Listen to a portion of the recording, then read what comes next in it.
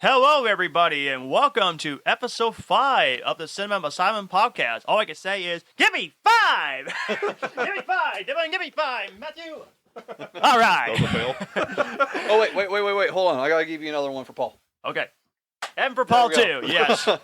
Yeah, Paul, please come back soon as you can. So, anyway, welcome, everybody. We're so glad you can join us. I am John Thompson, and I am the action movie expert. I'm Matthew. I am one of the superhero and sci-fi experts. My name's Dylan. I'm the second superhero and sci-fi expert. And we got a special episode for you today, tonight, whatever you're watching this podcast. It's going to be all about Star Wars. Well, not all about, but almost all about. It's almost a major all about. part. Yeah, it's going to be a major part. It's the main event tonight. Yeah, the main event. So for all you Star Wars fans, welcome to this episode, and welcome as we throw hands. Yes, absolutely, yes. We're starting Fight Club tonight. Talk about Fight Club. Don't talk about Fight Club. Damn it! I'm out of Fight Club. and of course, also but also more listeners that's joined us for this podcast as well. We say welcome to you as well.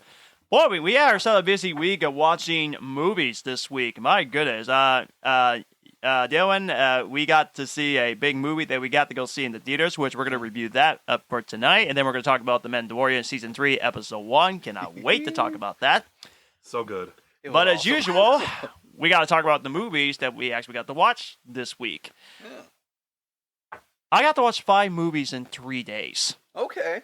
Including the new one, Work including the new one that you and I got to go see. Okay. But the 4 movies I got to watch, I actually got to watch Rocky IV, the director's cut. There actually is a director's cut of Rocky IV when Sylvester Stallone, he actually did the fix of Rocky IV, so to say that this is the definitive cut. Now, honestly, I love both cuts. I love the theatrical version, but the director's cut is very interesting, and I do recommend it. It's pretty awesome.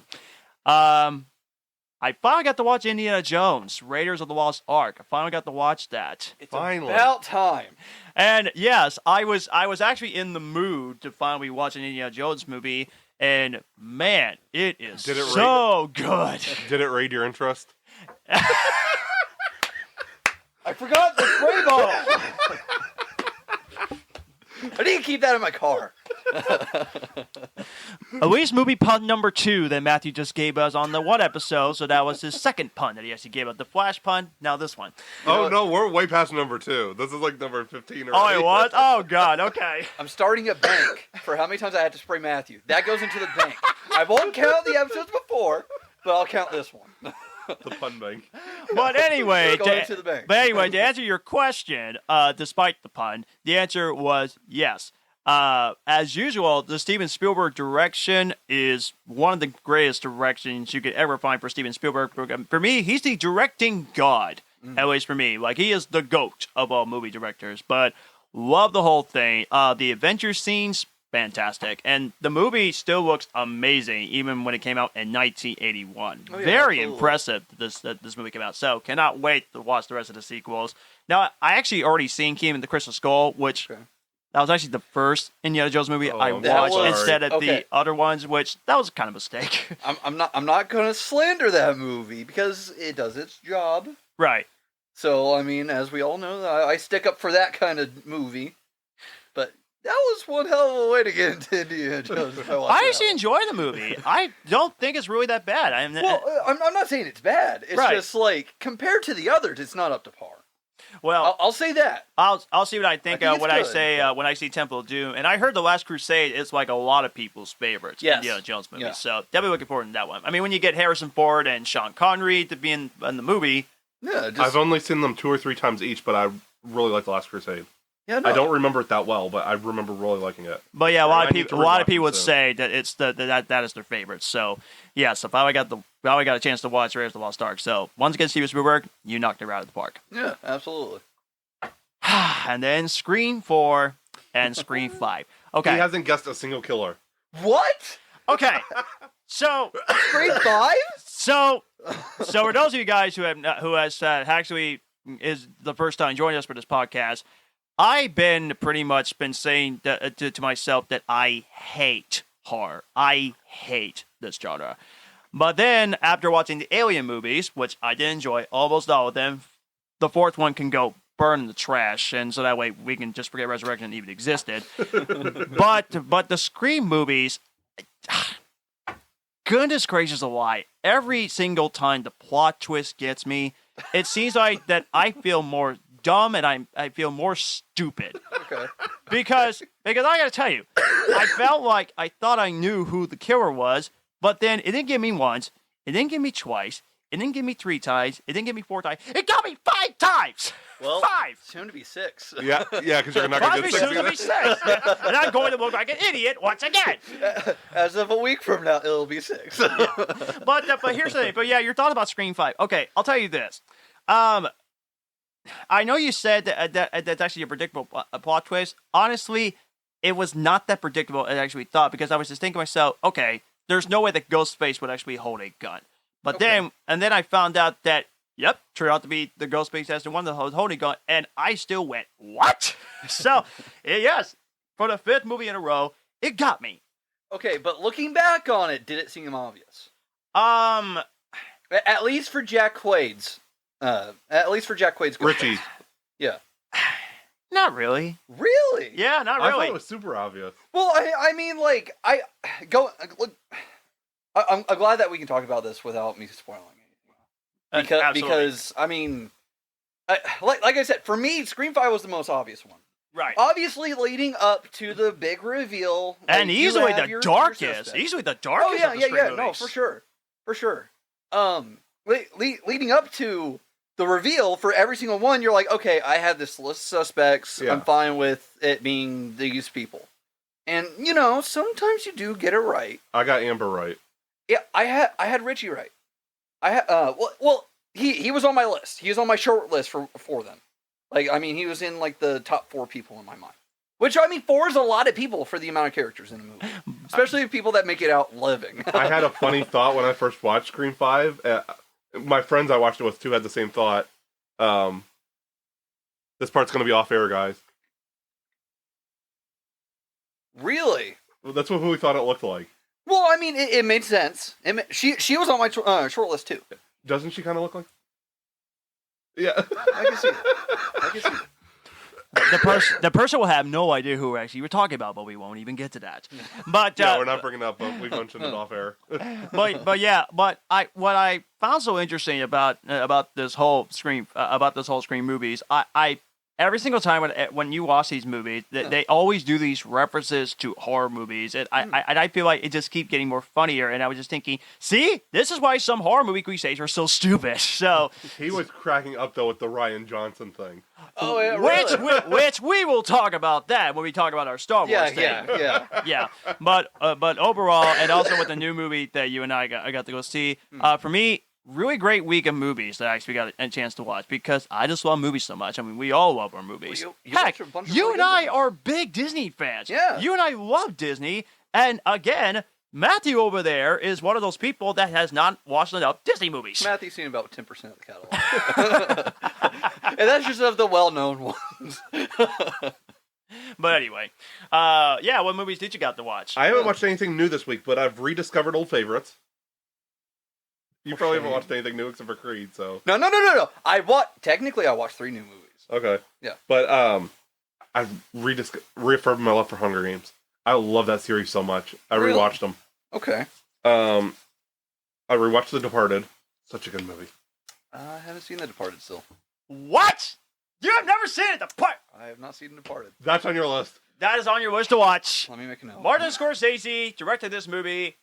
You got Okay, if it was Martin Scorsese, that makes sense. Yeah. I haven't seen a lot of Martin Scorsese stuff. Leonardo DiCaprio, Jack Nicholson, Matt Damon. Don't you dare miss Vera out. Farmiga.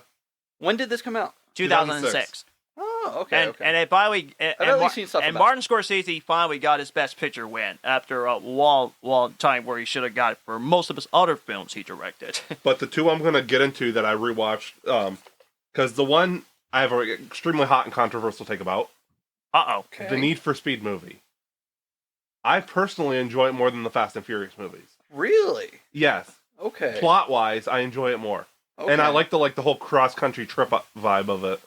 Like, they take the trip to go to do this race, No. but it's just like a trip across country driving fast. And I thought that's a really It's a simple plot, but it's fun. Yeah, absolutely. And your Batman is in that movie too, Michael Keaton. Really? Yeah, Michael Keaton plays like this Michael old Keaton's dude. in it. I haven't seen Need for Speed. So. He plays this old rich dude who like sponsors a private race like with like Lamborghinis and stuff. Holy shit, that's It's cool. like a private street race with like Lamborghinis, Ferraris, and like Aaron Paul plays like this guy, this kid who like he does street races. Yeah. But like this guy's like a race fanatic that sets up the race.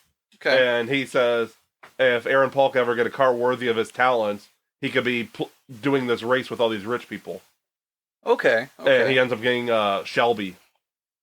Like the Ford Mustang Shelby was building. Oh, okay. But that's all I'll say. It's actually a really good movie. Is it on streaming anywhere? I think it's on Paramount. Okay. I'm going to have to check it out this week. The other one was the Nightmare on Elm Street remake. I've never seen one. I've never seen a single Nightmare on Elm Street. This one's the original series was more comedic. Okay. Like especially after like the first three, it got really funny. It was more of a comedy horror than anything. Well, it was the only stuff that I know about it is like the obvious stuff, like he goes into people's dreams and stuff like that. But he only starts going into people's dreams in like the fourth movie, right? No, he's done on every movie. Every movie? Yeah. Okay. But I heard that somewhere. So. Yeah, Jackie Earle Haley plays Freddy, the guy who played Rorschach in Watchmen. Yes. Yeah. Okay. And they add a little bit of a backstory to it, which is a little bit. Oh wait! In the remake? Yeah, in the remake. All right, I've seen I've seen like the intro scene, I think, for the remake. Yeah. But It's still got some humor, but I feel like it's scarier than the original. Okay. And I'm gonna mute my phone because it's making noise. But interesting fact: it was shot in Indiana. Really? It was made in Gary, Indiana. Well, that's not a surprise. Everything's filmed in Gary, Indiana. Filmed in Indiana. But yeah, I actually like it. I feel like it's one of the better Nightmare films. Really? Okay. Interesting. And Rooney Mara is a great actress. Okay. And bonus points for Arrowverse, Katie Cassidy's in it. Oh Really? yeah! Oh yeah! Yes. I was watching Sean Chandler's when he did 31 on 31 on October 31st. It was actually 33 on 31 because there were 33 movies with a few different franchises, including Nightmare on Elm Street. And when he said that's the actress from the Arrowverse, I was thinking, interesting. Yep, Black Canary. Yeah. Huh. And I actually like Black Canary. I actually like her and some of the Flash crossovers that I watched. Arrow's a better show than Flash overall. Because Flash had those first 3 good seasons and then fell apart. Arrow's good more as a whole. Still have not watched season 8. I'll get to that when I get the chance. But I wanted to rattle some... Before Dylan gets to his list, I want to rattle something off I read earlier. Well, I read it yesterday. From filmindiana.com. Okay. These are major movies made in Indiana. Obviously Hoosiers. Yeah. My favorite. I'm going down the list. Hold on. Trying to get to the big movies. The Judge with Robert Downey Jr. Okay. Which I haven't seen, but like I said, I've never seen it either. But since I love A Few Good Men, I'll probably enjoy the core movie like that one. Yeah. Transformers: Dark of the Moon. What? That was made in Gary. Okay. Again, it was Gary. Okay. I mean, when he said, I was just thinking, wait, what? Really? Nightmare on Elm Okay. Street remake. Of course. Public Enemies with Johnny Depp. That was one that I knew. I knew about that one. I haven't watched it yet. Steve actually gave it to me on Blu-ray, but I haven't watched it yet. It's good. I like it. But I'm also a Johnny Depp fan. So. Yeah, I am too. I would probably enjoy it too. Yeah. It's good. I liked it. There was a couple more. Pearl Harbor. Michael Bay, the one that Michael Bay directed, that stars Ben Affleck. Okay, I was going to ask. That was from the Gary again. Okay. Road to Perdition. I haven't heard of that one. You never heard of Road to Perdition? Okay, No. It stars Tom Hanks. It's a gangster Tom Hanks movie. is in the movie. Oh, okay. Yeah, it's okay. gangster movie. That was East Chicago, Indiana. Okay. Yeah, which that's actually based on a DC Vertigo comic book. Oh, it is? Really? It I is. didn't know that. Oh. So what happened was, okay, when I was watching Sean Chandler's, when he did his ranking of the DC movies, including The Suicide Squad, it was back in 2021. Yeah. Road to Perdition was a DC comic, and it made to a movie. And I was thinking, really? The movie actually was based on a DC comic? I did not know that. Huh. 3 more. Rain Man Okay. was made in Metamora, Indiana. That one's a little surprising. Multiple but okay. Oscar winners, including for Best Picture. Heard a lot of Yeah. good things about that one. Good movie. Hard Rain with Morgan Freeman and Christian Slater. It's a bank robbery movie in the middle of a flood. I think I remember seeing stuff about it. Came out in 98. Okay. And I believe this one's a multiple Oscar winner. Natural Born Killers. With Woody Harrelson. Man, that sounds so familiar. It's an Oliver Stone movie. It starred Woody Harrelson, Juliette Lewis, Robert Downey Jr., and Tommy Lee Jones. When did it come out? 1994. It was made in Hammond, Indiana. I might have seen that one before. I have vague memories of it. Also considered one of the good movies too. Boy, there's lots of movies I think that we need to check out. But yeah, that's several major movies made in our state, and usually our state isn't known for much, but that's a lot of high-hitting movies. But easily my favorite one is Real to Perdition. That's easily my favorite one that I need to see that. actually came out in India. It's great. One of the more underrated movies. Yes, it was nominated for I think it was nominated for 6 Oscars, but not for Best Picture, which again is shameful as usual. So that's pretty much what we can say from there. Paul, I'm calling you out. You're calling us in the middle of a podcast here. How dare you, sir? I'll let you get to your list while I see what he needs. Okay. All right, so I've watched about 3 movies, including the big one that John and I watched together. Yep. So which it was a blast. Thank you so much for joining me on that. Oh, dude, it was I loved it. I mean, I did something that I should have done with Quantumania when we did our review of Quantumania, and I actually wrote down my review for Creed. We'll hear that a little bit later. We'll get to it. I'm not going to say it right now. But was it the 3 movies you got to watch? It was the Rocky movies that you got to watch. Yeah, so I watched Rocky IV for the first time. Before Friday. So 80s, and I love it. Okay. I love it. I thought everybody was joking about the robot. Rocky IV. I generally thought that was just like a Family Guy joke. So I had never seen, like, anytime that I saw somebody talk about it was after I watched the Family Guy episode where they first mentioned it. Yeah. So I thought that everybody was just making the same joke that Family Guy did. You were. So I had no idea. So I was like, what is this? I was like, what? I was like, it makes sense for the time. Absolutely. Came out in what, like 84, 85? 1985 is when it came out. Yeah. Okay. Yeah. I was blown away. I was like, it wasn't just a joke. It's great. I was it's like, so what great. the hell? I love it. I love how 80s this movie is, and there's more montages than I think we have fingers. Yeah, no, for sure. Another thing about the movie was, like, obviously I knew about the training montage between Drago and Rocky. Yes. I knew about that. I knew that was an actual thing that happened, but I had never seen that full scene. Yeah. I had only ever seen Drago's side, because that appears in the second Blue Harvest special that Family Guy did. Oh God! Wow. Where, like, Luke is training on Dagobah, and he is Rocky's side of the training montage, and the other side is Drago. That's hilarious. That's hilarious. So that's the only time that I had ever seen that. No, that movie was very cheesy. Very cheesy, but in a good way for me. It's fun. No, it was good. I mean, it was entertaining. Absolutely. Like it's not one of those things where you look at it and you're like, oh man, this is so bad. Like, this is a genuinely bad movie. You can't. Not with that movie. No. Because, okay, I'm not a hardcore patriot. I come from a very military family. Okay. So I mean, patriotism was just something that I grew up with. Of course. Watching that movie, there are a lot of people online that I've seen talk about this movie where they're like, oh yeah, that was, like, that instilled into me the sense of patriotism. And I mean, when I was watching it, I was like, I mean, I'm sure as hell, like, hoping that America wins. And obviously I knew that he won. But I was like, man, I can see how people got driven to it. Because, I mean, it really is just like a love child of patriotism. That's true. Like, it was just like, I don't know. I get it. I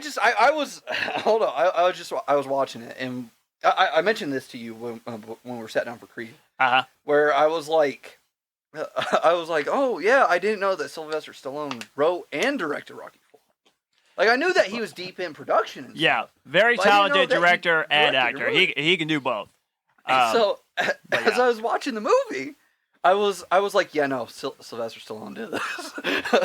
Before he leaves to go to Russia to train, how he's God bless Sylvester Stallone. God bless him. No. I'm not saying anything bad about Sylvester. Oh Stallone. no, because he's another of my favorite actors. I love Sylvester Stallone. I'm not saying anything bad about him. I mean, like for this being pretty fucking early in his career, like it was good. Absolutely. There are people that do the same thing that early on in their career and they fail. So I mean, this is really early on, and for it being that, it was good. But I mean, I was like, yeah, no, this has Sylvester Stallone all over it. Yeah.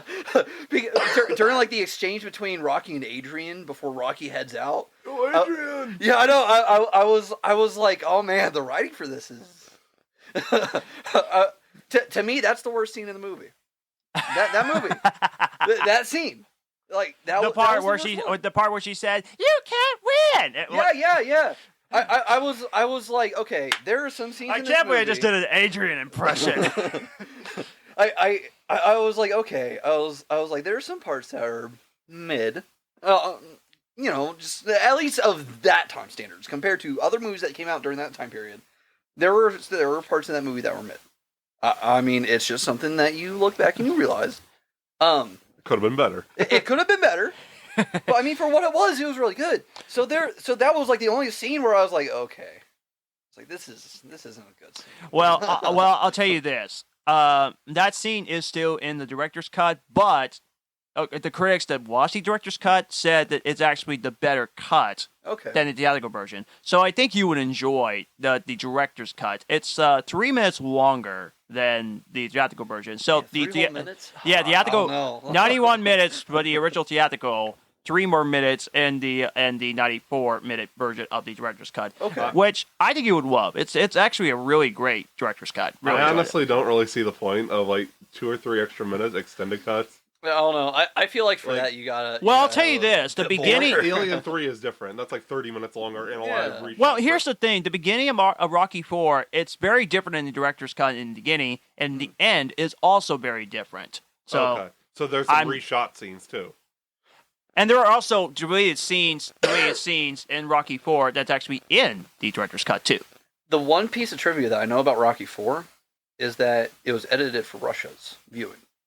Interesting. That's the one thing that I know because when it was released, like I can't remember if they fully re-edited it for Drago to win or they just imply that Drago won. But like that would make a more sense probably. Because Russia are sore losers. Yeah, no. So I careful. I know I'm not getting disappeared. That's the only. Hey, listen. With everything that's going on right now, I don't think that we need to be bad talking. No. We don't need to get all public. No, Twitter, it's one thing. It's anonymous. We're giving our real names on this podcast. That was it. I mean, political. We're telling them where we are. Putin is one of our listeners, confirmed.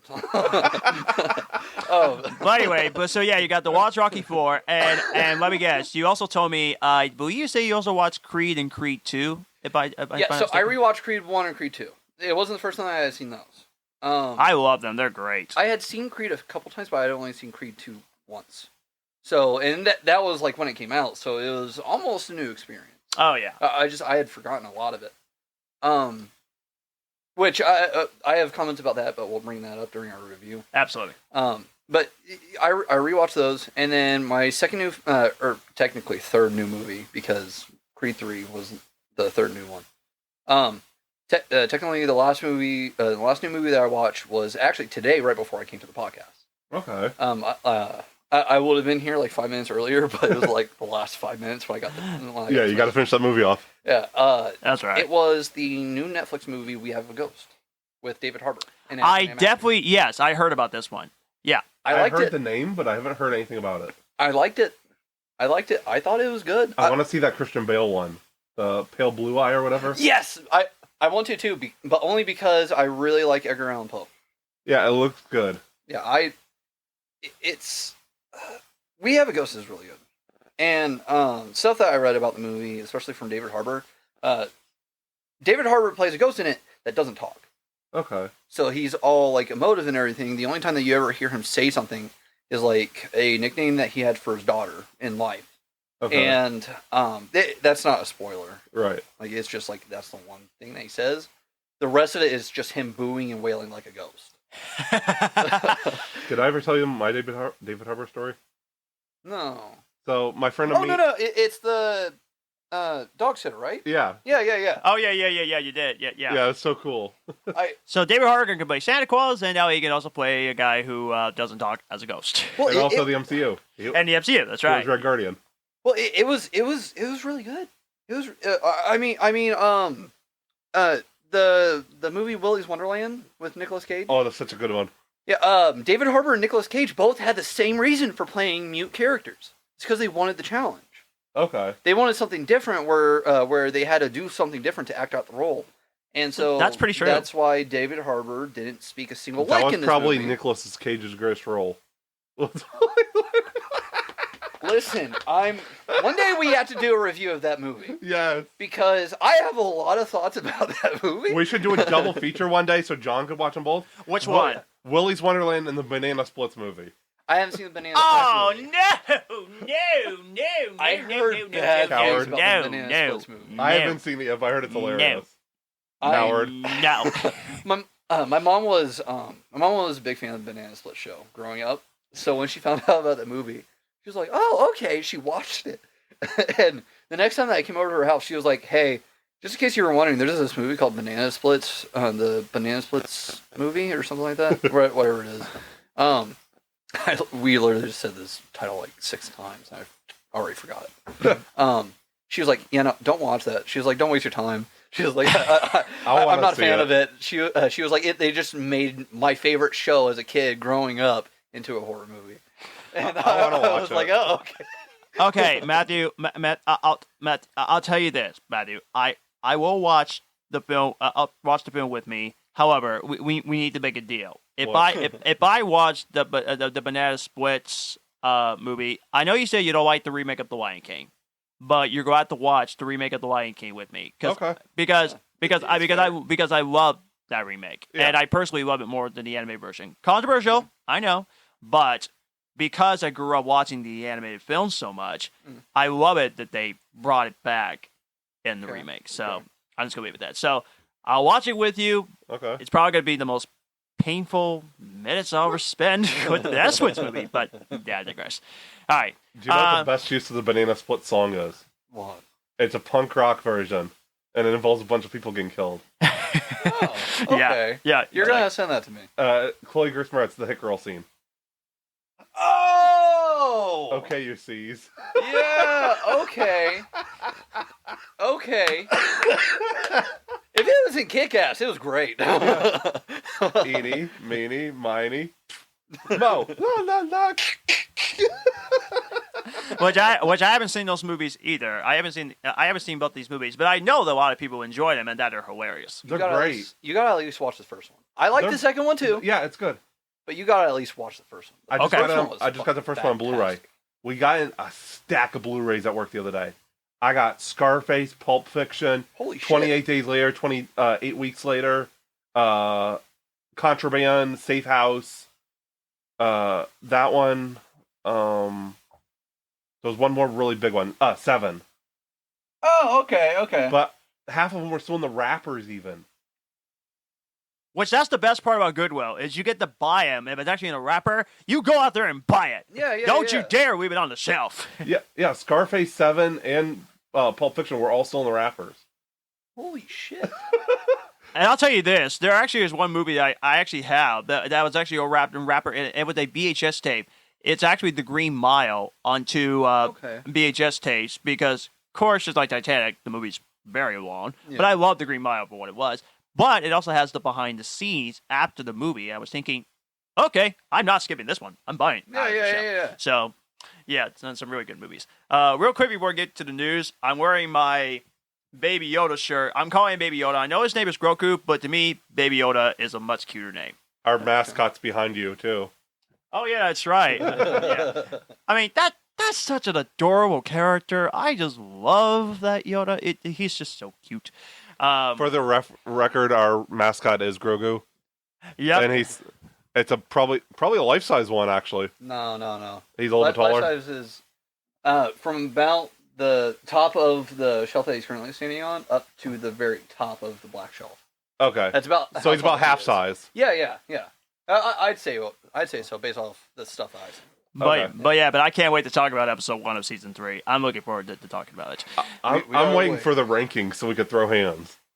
Here, hold on. Let me get my letterbox ready. Well, yeah, I've got mine pulled up, and I have the TV seasons put in with the movies. I do not. I don't. I've said it before. I have an issue ranking shows with like movies. Right. So I'll go and rank mine in there, but you don't have to do yours, obviously. Yeah, no, absolutely. So are we taking turns like each genre? We got the news first. Yeah. Yeah. Okay. So we're doing news different than we did last week. I didn't want to be the only one talking about the news, and as you're going to find out, there's a shit ton of news this past week. Yeah. Like, I mean, I think like if I counted up everything that I got together, and that wasn't even everything.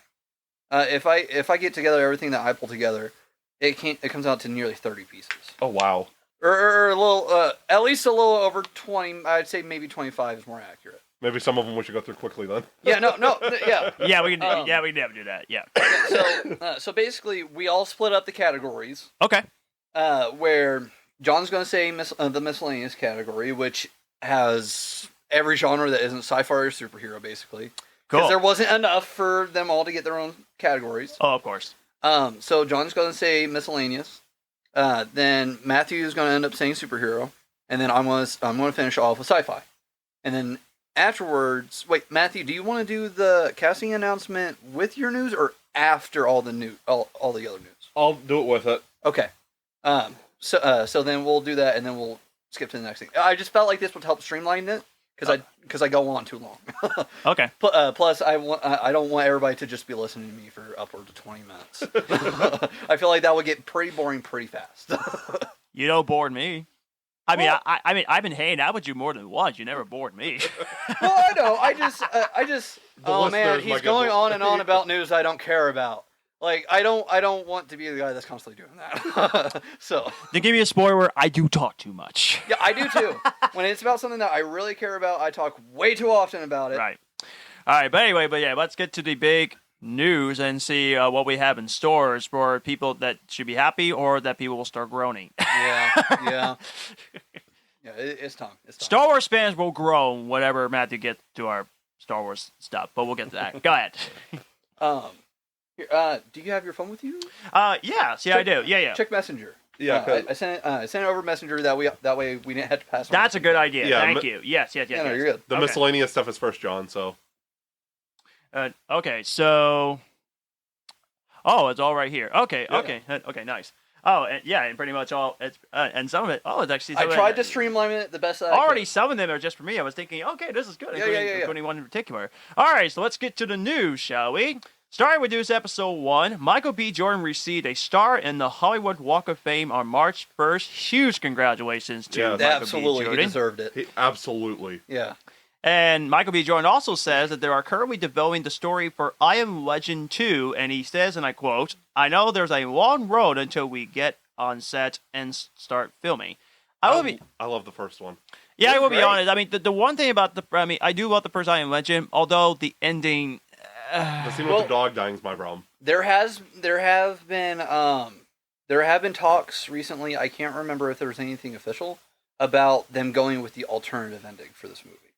They did, yeah. Which the alternate ending is way better, honestly. I prefer the. I don't know about I haven't either.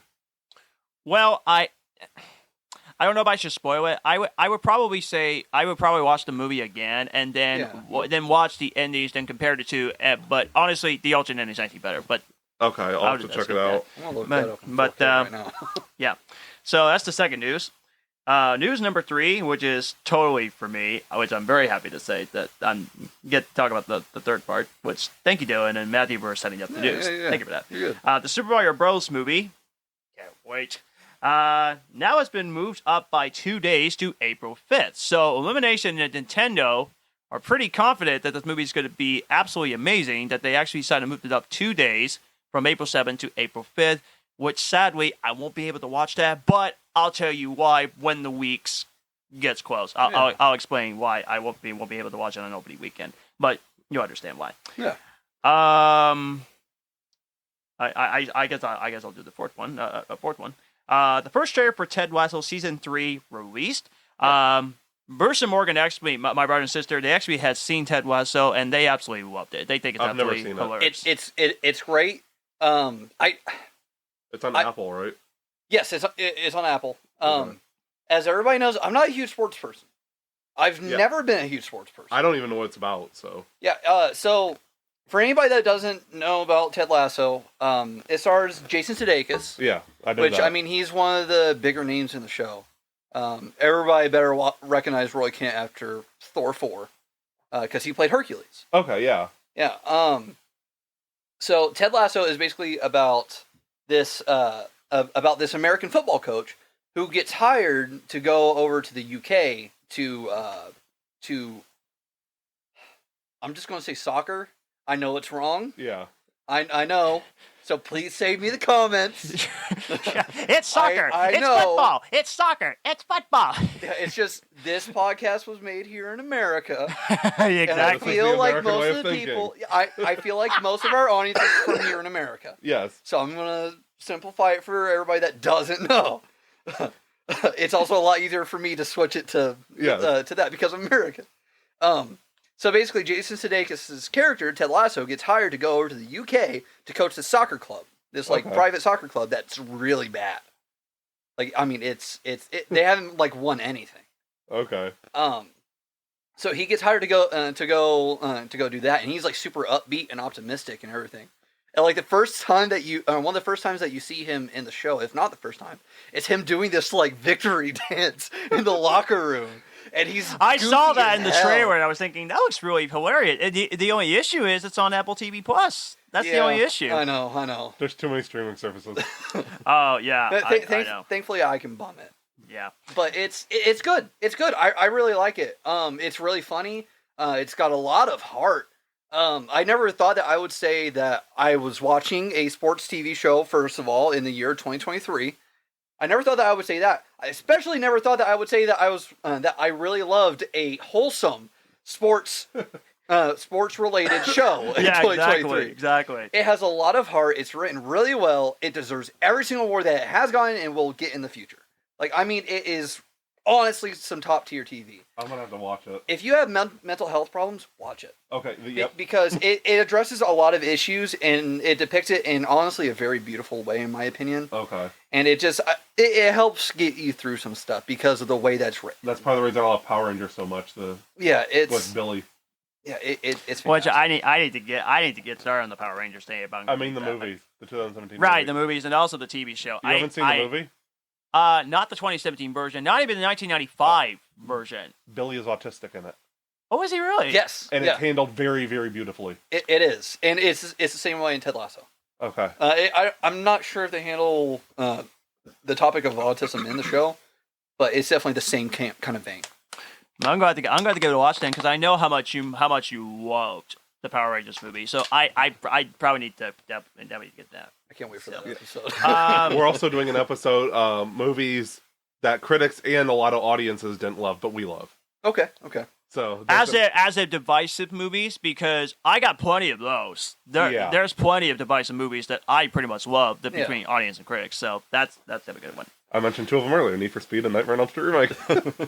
How many more am I doing here? Just do the miscellaneous category. Oh, if you want to split it off, so pretty much 5 through 12. Yes.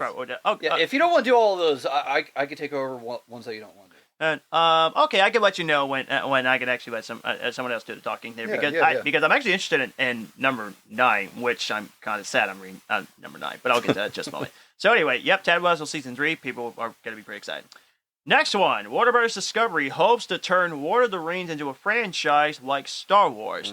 I'm not too sure on that. Okay, here's the issue with that. I know. I still need to watch the Lord of the Rings movies with you. Yes, you do. Extended editions. Yes. Do it right. Oh, Definitive Edition. Okay. Yeah. But every all movie 4.5 adds an hour. hours. Yeah, Oh, each movie boy. gets an additional hour because Okay. it's extended. But here's the problem with the Lord of the Rings franchise. You have the original trilogy, pretty great. What do you do with The Hobbit? It's a cash grab. And I heard that these books are too freaking short, and you cannot expand them into 3 movies. But I digress. I don't know how they managed to do that with The Hobbit. I've read. I don't think I ever finished The Hobbit. but like reading There's a good reason for that. more than halfway through it, I didn't mind the movies.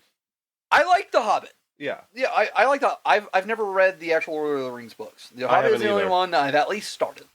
There's a lot of love for it, obviously. Obviously, the original trilogy got a lot of love, and honestly, I think that The Hobbit deserves a lot more love. They did a lot of good things, at least when it comes to the movie industry. Like, I mean, they made solid movies. It just doesn't turn out very well for the fans of the books. At least the visuals are good. Yeah. I was going to say, there's a really, really cool chase scene, I think, in the second movie. Yeah, no, and it's like going down the river, and they're like jumping from barrel to barrel. Yeah, right before they meet Luke Evans' character, right? Yeah. Yeah. But all I can say is, Star Wars The Rings, the two franchise like Star Wars, be careful what you wish for. But we shall see how it goes from there. Yeah. Next one. This is very interesting. Jamie Lee Curtis says Freaky Friday 2 is going to happen, and this is her quote. Without saying there's anything officially happening, I'm looking at you in this moment and saying, of course, it's going to happen.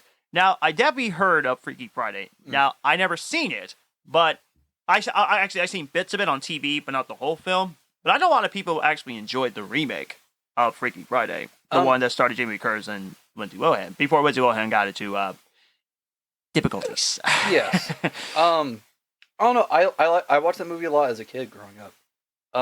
And it was good watching it as a kid, and like watching it now, it's obviously like okay, all right. Well, I mean, it's also the one with Jamie Lee Curtis was a remake of one that came like the 70s decades before. Yeah. Honestly, there was another remake of this one specifically that came out like 4 years ago or something like that on Disney Channel, and that one wasn't good. Oh yeah, that one. Yeah, I was just thinking. Wait, there was another one. I was thinking. Wait a minute, what are you doing here? Is this like the third adaptation of this? What is that? I love musicals. That one was turned into a musical. I did not like it. Okay, so on paper it sounds like a good idea, but in execution, at least for you, not so good. At least for me, yeah. Okay, well maybe I'll give it a watch sometime. But the Jamie Lee Curtis one was good. So. Okay. Well, we'll definitely see if the sequel actually will be good. We shall see. First teaser release for Netflix stop-motion animated Pokemon Concierge. Thank you, series. The series will follow Haru, a concierge at the Pokemon Resort. Interesting. And her interactions with Pokemon and their owners who visit as guests. You can turn any Pokemon into anything, I guess. So that's actually pretty cool. Oh, I'm excited. Stop motion animation for it. It's good. I feel like the only other step that they could have made it to make a cuter Pokemon movie would be to give it to Studio Ghibli. Well, I'm actually pretty excited about the 8th one that I'm actually going to talk about. Okay. Jonathan Kriego is set to direct Detective Pikachu 2 for Legendary. Which I didn't see the first one. It's fun. It's good. It's actually really great. I actually really enjoyed it. And as much as I don't watch Pokemon that much, Ryan Reynolds as Pikachu, he is hilarious and adorable. Yeah, no, it was a very solid movie. My fiance Angel, she can't really sit down for movies. Yeah, she loves Pikachu. Your fiance's name is Angel. Yeah, that's a perfect name. I have a girlfriend named Faith, and you have a fiance Angel. Yeah. That's perfect. Yeah, I think you guys will get along just fine. But it was Detective Pikachu was good. It doesn't matter if you're a Pokemon fan or not. Yeah, watch it. Okay. Like, I mean, it's really good. It's got Bill Nye in it. Not scientist Bill Nye. Davy Jones. Are you scared? I don't know. Pirates of the Caribbean. Oh. Squidface. Davy Jones. The guy that plays him is Bill Nye. He was in Shaun of the Dead as Sean's ex-girlfriend's dad. That's Bill Nye. Bill Nye is in Detective Pikachu. Okay. He I'm not gonna say anything more about his role in it because it could be spoilery. But yeah, it's cool. It also has Justin Smith in it, who Justin Smith was in the last 2 Jurassic World. Yeah. It's good. Yeah. It's good. I really liked it. It also has Catherine Newton in it. Okay. Yeah. Yeah, I personally think Justin Smith and that movie, he actually was real, really good. So he was awesome. I'm definitely looking forward to Detective Pikachu number 2. I don't know how I feel about number 9. Ryan Reynolds is unsure about doing a Free Guy sequel.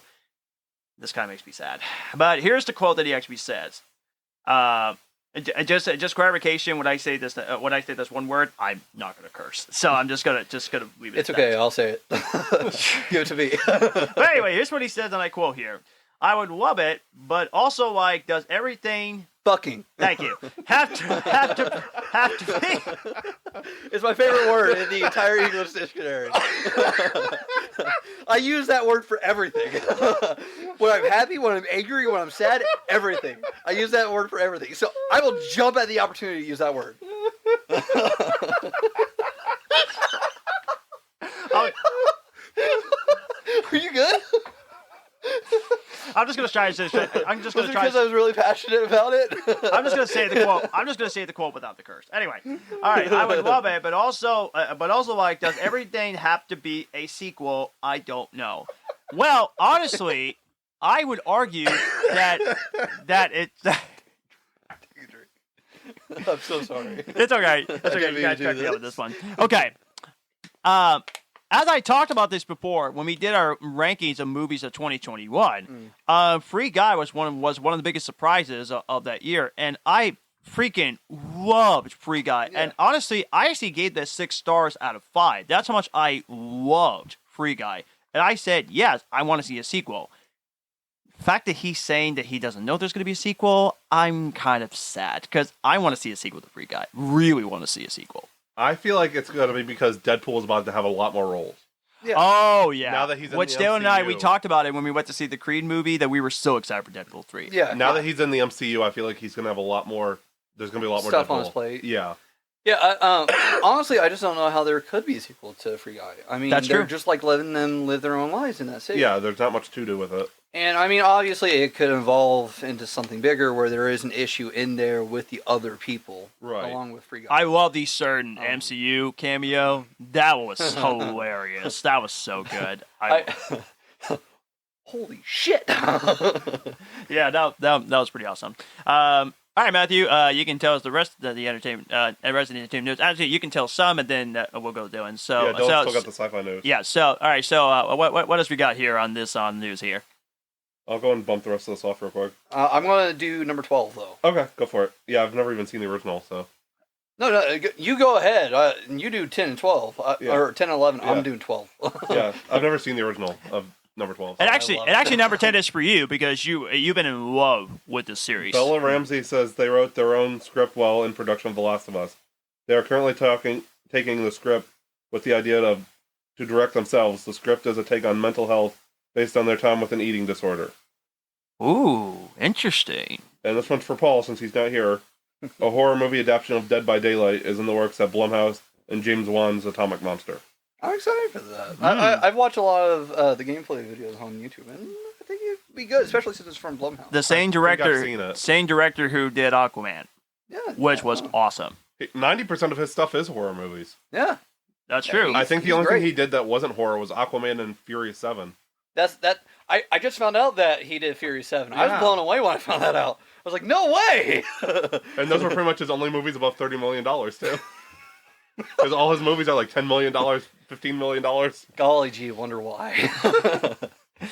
All right, then number 12. Yeah, so for the last piece of the miscellaneous news, the first trailer for Disney's Haunted Mansion, starring Owen Wilson, Rosario Dawson, Danny DeVito, Lakeith Stanfield, Winona Ryder, and Jerry Leto. Jared Leto. Is it Leto or Leto? I've heard both. Well, you said Jerry. Oh, did I say Jerry? Yeah. Damn it. Okay. That's right. Jared Jared Leto. Yep. The film releases on July 28th in theaters. First of all, the trailer looks really good. If you're a fan of the original 2003 Eddie Murphy movie, the way that I am, I'm excited for it. I mean, I just this is definitely going to be devoted to the fans of it because I believe that's by Guillermo del Toro, and he loves the original ride. So I definitely think that he was the man to get for this movie. And not only has it taken forever for us to get this movie, because I mean he's been talking about it for like 10 years. Not only did it take take a long time for us to get this movie, but it also looks really good. I was surprised by Owen Wilson's role in the trailer. I'm not super happy about Jared Leto being the Hatbox Ghost, which if you know anything about Haunted Mansion, you know exactly who he is. I'm going to say I'm just not a fan of him in general. I'm not a big fan of him. I'm really upset that he's involved with the Tron franchise. Yeah. I don't. We won't get into think he's great. controversies, but Yeah. there's some stuff about him that I've heard, and if it's true, I really don't like him then. If you care enough to want to know about it, just look it up. Yeah. No, it looked good. It looked really good. I'm wondering what all they're going to be doing with the movie. But I do know there hasn't been a confirmation on who Winona Ryder is playing, but I know 100% who it is. Okay. So in the original ride, there's this bride who kills like every single one of her husbands. She's a Black Widow bride. Okay. And so she ends up dying after like the 5th guy that she kills. And anytime that a guy comes into the mansion, she kills them too. Okay. So I think that just fits her. Yeah, no, absolutely. She's a perfect fit for that kind of role. And honestly, I think that if they go for without a comedic take on it, if they actually take her really seriously, Yeah. which when you watch the trailer, you'll understand why I'm making a note of if they take her seriously. Yeah. If they take her character seriously, if they take Constance Hatchaway really seriously, I think that will be awesome. There are a few roles I haven't seen a lot of Winona Ryder's catalog. I love her; she's great, but I haven't seen a lot of her catalog. So for her to play a character that's potentially actually really terrifying, She was in one of John's favorite movies, Alien Resurrection. Oh God, no, it was not. Can I say this real quickly that the newborn was trash? That was so bad, but we're not going to get to that. So we just talked about David Harbour just like moments ago, but there's actually something. Hold on. We're I'm going sorry. to Matthew. I'll do my sci-fi news after. Okay, so Okay. we're coming to me next. Yeah, go for it. Okay. Keanu Reeves, Reddit AMA, says he has spoken with James Gunn about Constantine 2. Oh wow, okay. I think it'd be cool. It's going to be Elseworlds. Yeah, it will be. It makes sense. Keanu Reeves said he's always wanted to play Wolverine. I could see that being interesting.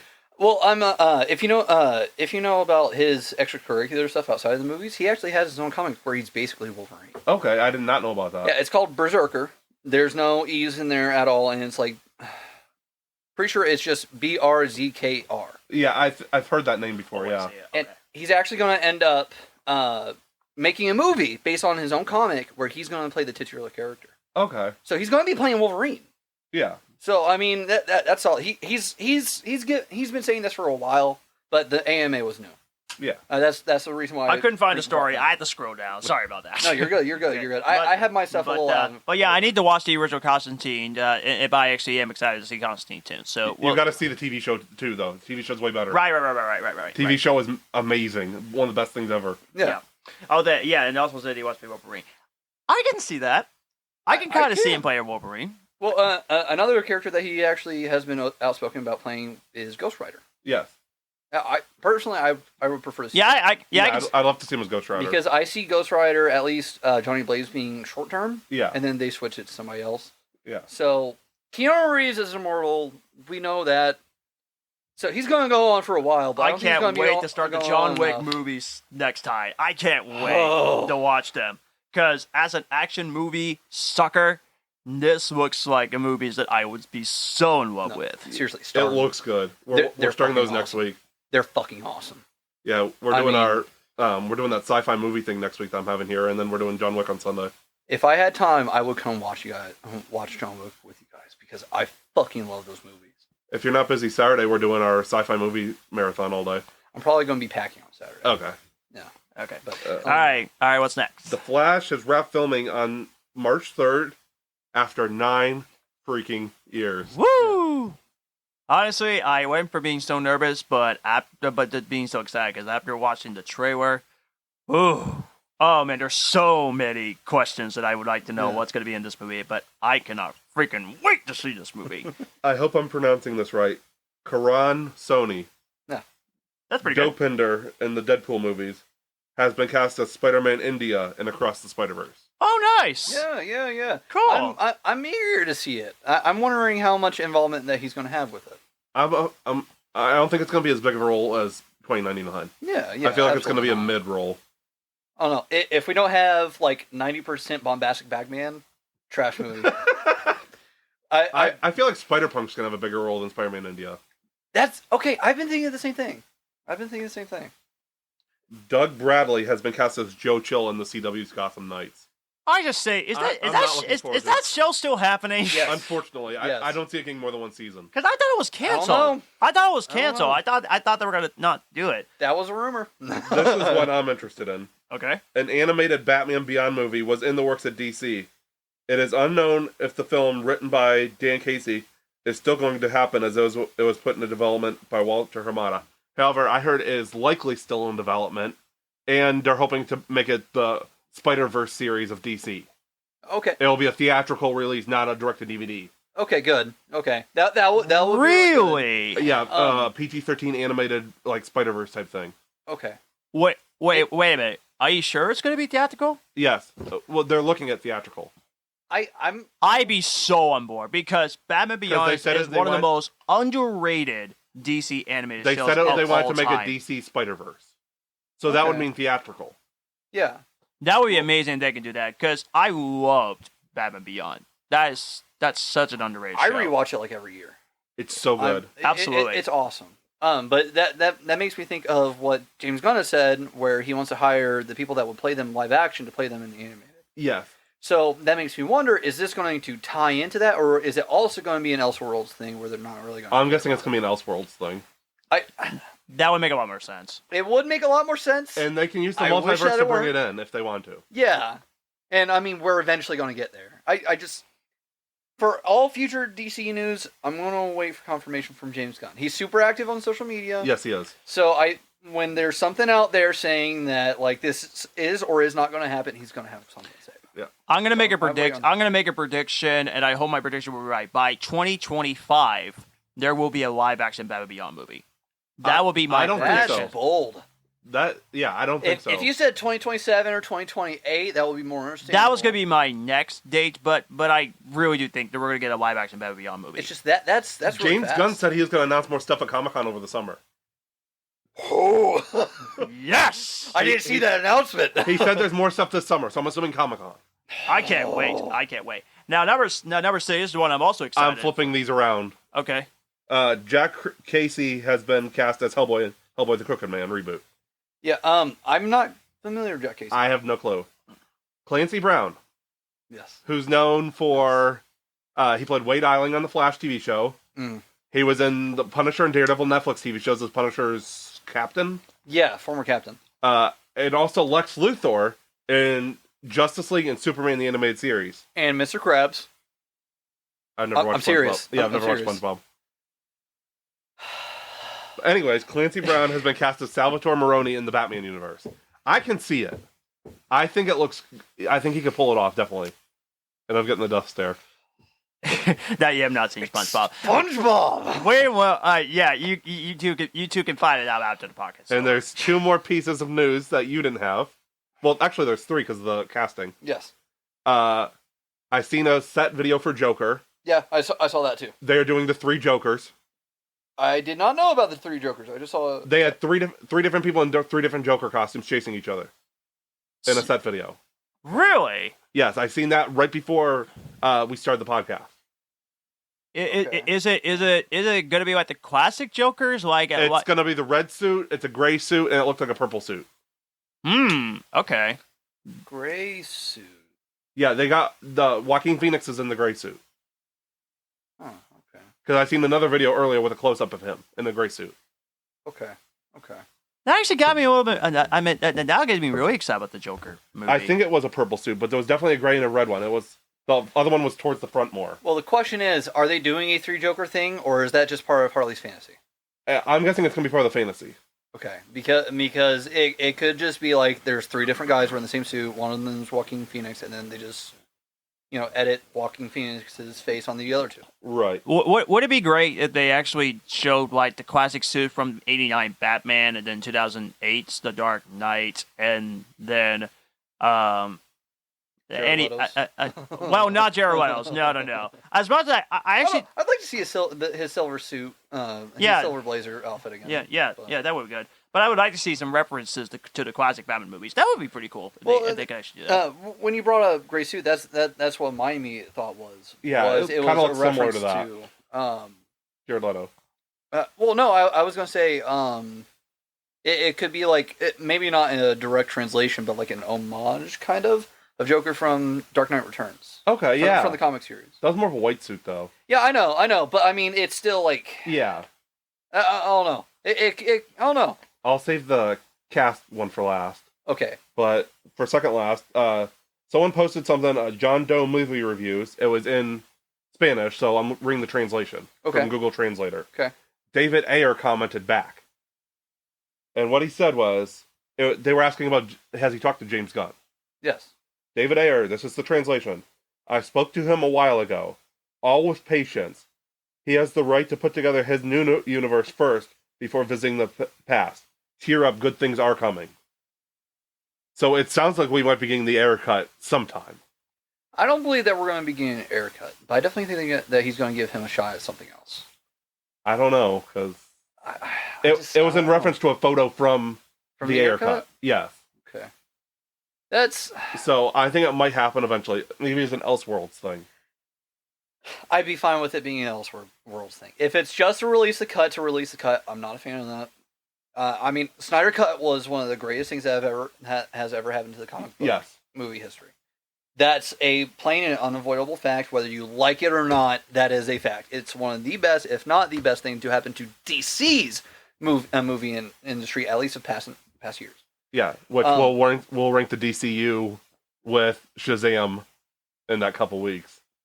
Shouldn't we actually do him after the Flash movie, because that would be 15 together with the movie and Peacemaker. Well, we can do it after Shazam. I kind of want to get it out. Okay, we can do that. That's fine. Okay. I don't like the idea of giving these toxic fans what they want. I'm like I said, don't persecute me. I like the Snyder Cut a lot better than what we got with Joss Whedon.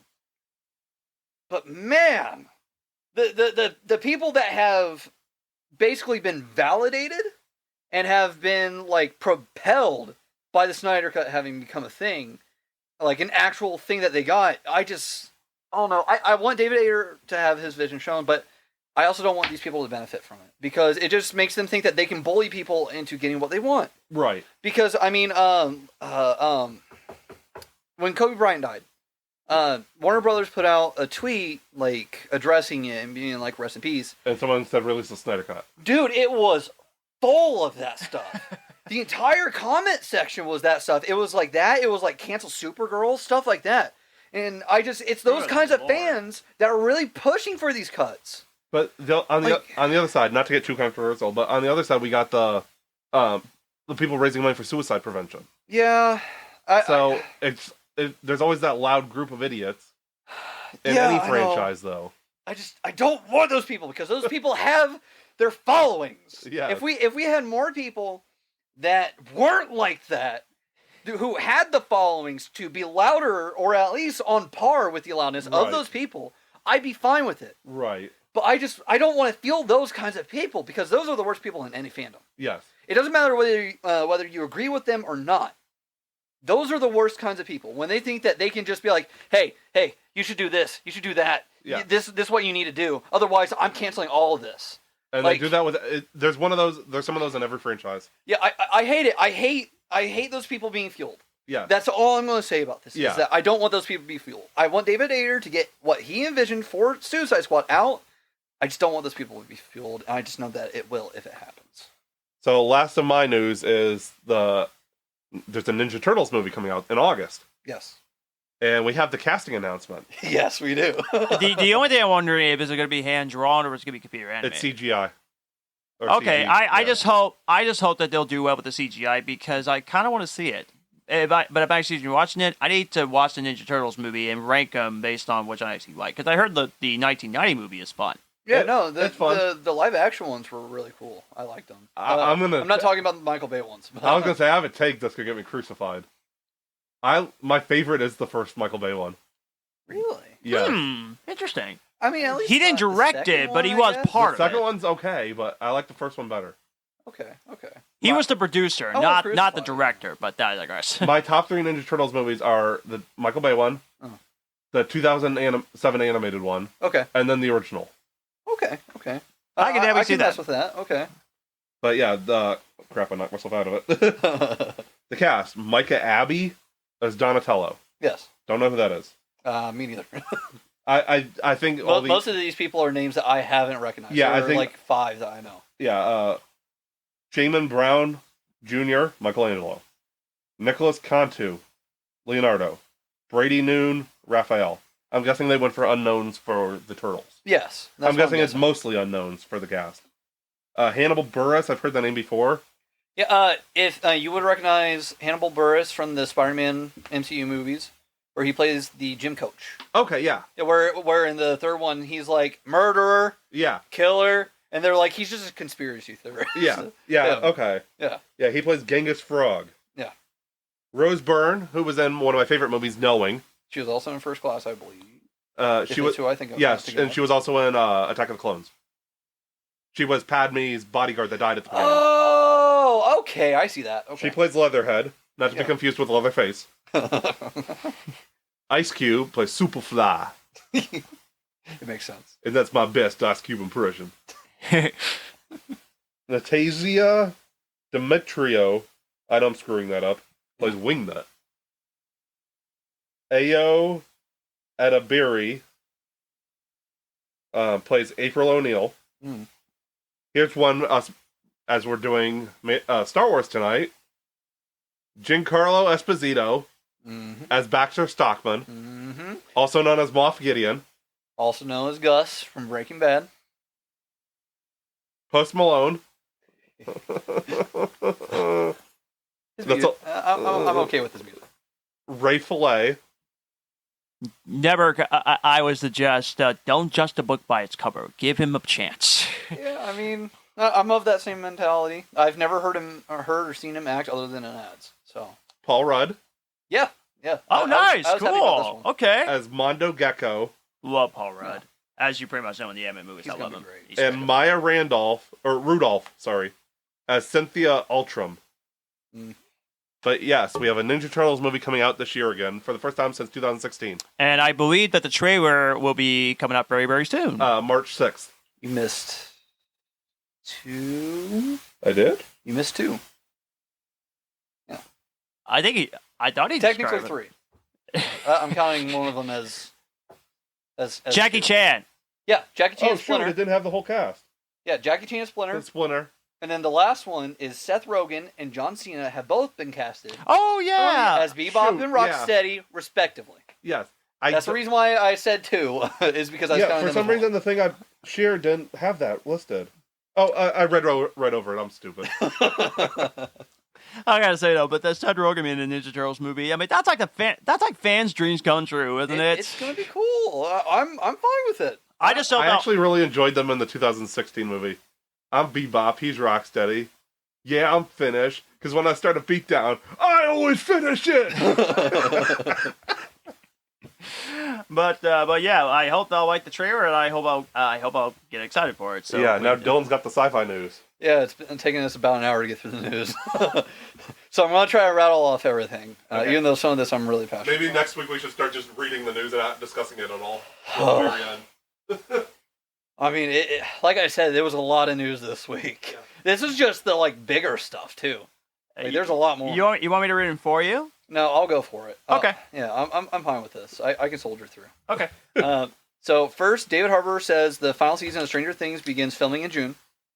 Second, a Stranger Things prequel stage show will premiere in late 2023. The play follows Hawkins in 1959, where young Jim Hopper's car won't start, Bob Newby's sister won't take his radio show seriously, Joyce just wants to graduate, and new student Henry Creel arrives. Where if you don't remember, that is the name of Vecna in Stranger Things. I still haven't watched it yet. It's on my You're list. bordering sins. It's on my list to watch. I do want to watch Stranger Things. Okay. I'm kind of upset that I'm probably going to miss the stage show, but hopefully they record it and put it on Netflix or something. Like Rogers the Musical. Yes. Gosh, man, I'm so upset.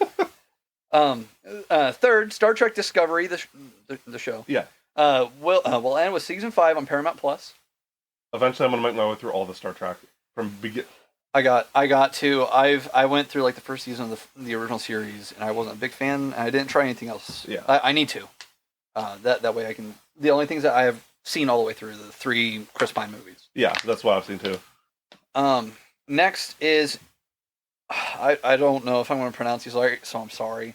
I can try. Johan Renck Yes, thank you. and Diane Adamujan are stepping down from the roles as director and co-showrunner on Dune: The Sisterhood. Filming is now on pause for at least 7 months, whilst new showrunner Alison Shapker makes a creative overhaul on the series. Ooh. As a byline of this, Johan Renck left Dune: The Sisterhood as his auteur approach did not jibe with HBO Max's vision for the series and was a departure from the look of Denis Villeneuve's Dune. It is unclear whether any of the footage he filmed will be used in the series. If it's a departure from visual, I'd say, yeah, that's probably good that they changed. Yeah. Because you got to keep a visual lined up, kind of. Yeah, I mean, if it's all the same, it's not one of those things with Star Wars where they're telling different time periods. Like, this is all one piece. Right. Next is Fade. Alvarez's Alien film begins production on March 9th in Budapest. The film stars Kaylee Spaney, Isabella... Isabella. Merced. Okay. She I played, want to make sure that I was reading that right. That was Dora from the live-action Dora movie. I still haven't watched that one. I haven't watched it either, but that's what it is. I never heard anything about it. So. There's a good reason for that, but anyway. Isabella Merced, David Johnson, Archie Renault, Spike Byrne, and Aileen Wu. And the director is the guy who directed the remake of Evil Dead. Oh, okay. I didn't know that. Huh. Yeah. Interesting. Okay. Alex Garcia Lopez and Kogonada are directing episodes of Star Wars: The Acolyte, which I'm really excited about that production because I've been reading the High Republic books. Yeah, it looks good. I'm very excited about it. If you don't recognize the name Alex Garcia Lopez, which I should also mention Kogonada, but I don't personally recognize that name. If you don't recognize the name Alex Garcia Lopez, if you remember the breakout scene from the 3rd season of Daredevil, where he's in like the hallway with the emergency still haven't lights. watched Daredevil season 3. Oh, dude, this isn't a huge spoiler because you see pictures about it everywhere. Okay. I'm not going to talk about the episode. I'm on Jessica Jones season 2 next. But it's a one-take scene. Okay. It's 11 minutes.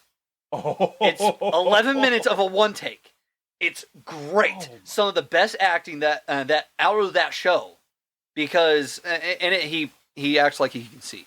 Yeah. It's fucking awesome. Okay, I gotta see this. Easily the best scene in my opinion of season 3. But they were the genius behind it. Okay. Yeah. So I've got a lot of hopes for it. I'm really excited. And then the last piece of sci-fi news, and this is going to start off not sounding like sci-fi news, but you'll see why I mean what I mean. Marvel Comics is launching a new imprint on their label for 20th Century Studios with comics dedicated to the studio's properties. The imprint launches with a new Planet of the Apes comic from writer David P. Walker and artist David Wachter. So they'll probably that's where the Alien comics and stuff will probably go. More than likely. And I do enjoy the prequel Planet of the Apes trilogy. I love the prequel trilogy. I still have not watched like War of Planet of the Apes. I haven't watched the third one. War of Planet of the Apes is actually my favorite of the Planet of the Apes prequel trilogy. One of my Facebook friends is actually in that movie. Really? Chad Rook. He played. He was the very first villain on Flash, the first Weather Wizard. Oh, okay. Very cool. Huh. That's very, very cool. But yeah, that's all the entertainment news that we actually have for. I guess hop into your creator review real quick. Yeah. It only took about an hour. I feel like we can't converse about these news topics. Yeah, we just gotta read them off. We just gotta run through it. Yeah, that's definitely. It's gonna be hard, but I'm sorry, guys. We gotta go. We got run through it. Yeah. I'm sorry. So we'll go to a quick review of Creed 3, actually real quickly. So just to tell you my thoughts on Creed 3. Another amazing movie in the Rocky franchise. Love the relationship between Creed and his wife. There is a adorable relationship between father and daughter. It was such a sweet chemistry between these two. It's so cute. The little girl is so adorable. I loved her in this movie. Well, I mean that was just terrific acting in general. The acting was absolutely phenomenal. I mean, it was a very the good final dynamic. fight, that was so good. Yeah, I've got that on here. I go in depth on mine with that one. And Michael B. Jordan said it was inspired by anime when he did the fight, and I was thinking he's a huge anime guy. Cool. I think that this was a perfect movie. I typically don't think that about Yeah, movies. okay. I think that this was perfect. I The love acting it. was great. The directing was great, which this is Michael B. Jordan's directorial debut. Which, Ooh, okay. which Yeah, it no, it was, was that was fucking awesome. fantastic. Yeah. It was amazing. I mean, it blew me away. So contender for movie of the year. Absolutely. For me, Absolutely. absolutely. Absolutely. The directing was great. The score was great. The soundtrack that they chose from the movie was great. Like I typically don't listen to rap. It was heavily rap. I'm not a rap fan. But it was good. It was like it had me tapping my shoe. Like I mean, I liked it a lot. The cinematography was great. Costuming. I mean, literally everything about this movie was phenomenal. So it lit up all the checkpoints. Yeah, absolutely. I think that Michael B. Jordan has a true eye when it comes to creating films and short form content. Absolutely. Because I mean, I mean it. This being his directorial debut, it looked like he had been doing it for years. Oh, yeah. Yeah. Like, I mean, very it was just interesting. fucking awesome. There was spoiler alert. We didn't say spoiler alert. We always forget that. I'm glad that I caught myself because I was about to spoil something. Yeah. So spoiler alert in case you haven't seen it. 1, 2, 3. If you haven't seen it, too late. There's actually a scene before Jonathan Majors' character, whose name that's his name is Dame. Yeah. Before he fights in the first fight that he does in the movie, like the first actual official fight that he does in the movie. Or no, second one, because there was the early scene. Yeah, the first fight and also the second fight. I meant the second one where he fights the champion. Yeah. So leading up to that, there was this beautiful shot where Michael B. Jordan's character Creed goes in there and he talks to Dame, and he's like, "Everything good? Like, how are you doing? All this other stuff. I just had this thought, and I'm glad that I can make this happen for you." Stuff like that. If you need anything, just let me know. And Damon's like reacting like, okay. He acts like this soft-spoken guy the entire movie, which it was all a play, as we came to find out. Which kind of predictable. He seemed like a psycho from the get-go. Right. He actually fooled me, but Yeah, no. He played it greatly. oh yeah. He did the same kind of performance that he did in Quantumania, Okay. where like he played a psychopath. Yeah. Like it was great. The attention to detail in the way that he like reacts to stuff, like his like lip quivers, his eye quivers. Like I mean, he just like kind of moves in a weird way and stuff. Micro cool. expressions. Yes, all of his micro expressions. Mwah! It's my it's my next point. But one of the shots had Creed leaving the locker room from Dame, and it shows this wall in the very middle of the screen, like this like foot thick cinder block wall between them. And as he gets about to the same point where Dame is on the other side of the wall, they both stop and they turn around and look at each other through the wall, basically. That's awesome. And it just shows this divide between the two of them. And it's just one of those things where it's like that's showing us stuff that couldn't have been said, but this is just so much better than them being like, oh yeah, there's a divide between these two. Like it was fucking awesome. It's smart cinematography. Absolutely. Like I said, brilliant cinematography, brilliant directing. Absolutely. Jonathan Majors fucking nailed it. He was so good. He was by far one of the highlights of the movie. He is proving that he's going to be a juggernaut in the movie industry. Oh yeah. Yeah, he's gonna be up there with Robert Downey Jr. one day. Absolutely. Like he's going to a lot of places. He's getting a lot more work now, which is good. This guy was buried. And I'm so glad that, and we'll say what you want about the MCU, I'm so glad that this MCU has helped bring him to the front. Yes. Like he was fucking great in this movie. Yes. Fucking phenomenal. I already mentioned the soundtrack. We talked about the father-daughter dynamic, which I thought that the entire family dynamic was good. But yeah. Personally, I've always wanted a child, and I've always imagined me having a girl first. And it's like that's the kind of relationship that I want with my daughter. And Like, honestly, the sign language is so good. I love the sign language part because honestly, deaf people, they get so bullied. Yes. Because of being deaf, which is really bad. Because to me, deaf people are very special. Yes. And I loved it that they did the whole like almost the whole thing in sign language. I'm glad they're bringing that more to the front in general. Yeah. Godzilla vs. Kong. Echo from Hawkeye. Yes. It was great. I mean, they threw in a lot of good stuff in this movie. Yeah, and there's a fantastic cameo, Stephen A. Smith cameo. That one was a pretty awesome cameo.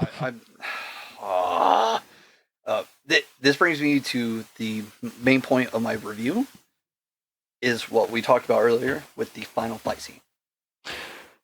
fucking great. Oh With yeah. this movie, with this movie, you really felt every single blow. Okay. In all the fights, you felt every single blow, every single, every single impact, everything. It just every single Do you punch mean you had felt so it much emotionally, or did they get the sound right at the theater now? Both. Yeah. All Yeah, that. the sound from the theater itself was great. I don't know Okay. what was Oh, up yeah. with Quantumania. Yeah. I don't know if they just toned it back or what. Yeah, Quantumania, we had a weird sound at. But it was great. Basically, if for anybody that doesn't know anything about boxing, there's 12 rounds of boxing. Uh-huh. I say that as somebody that's not educated in sports, so Right. that's But I knew kind of that. the reason why I say Yeah.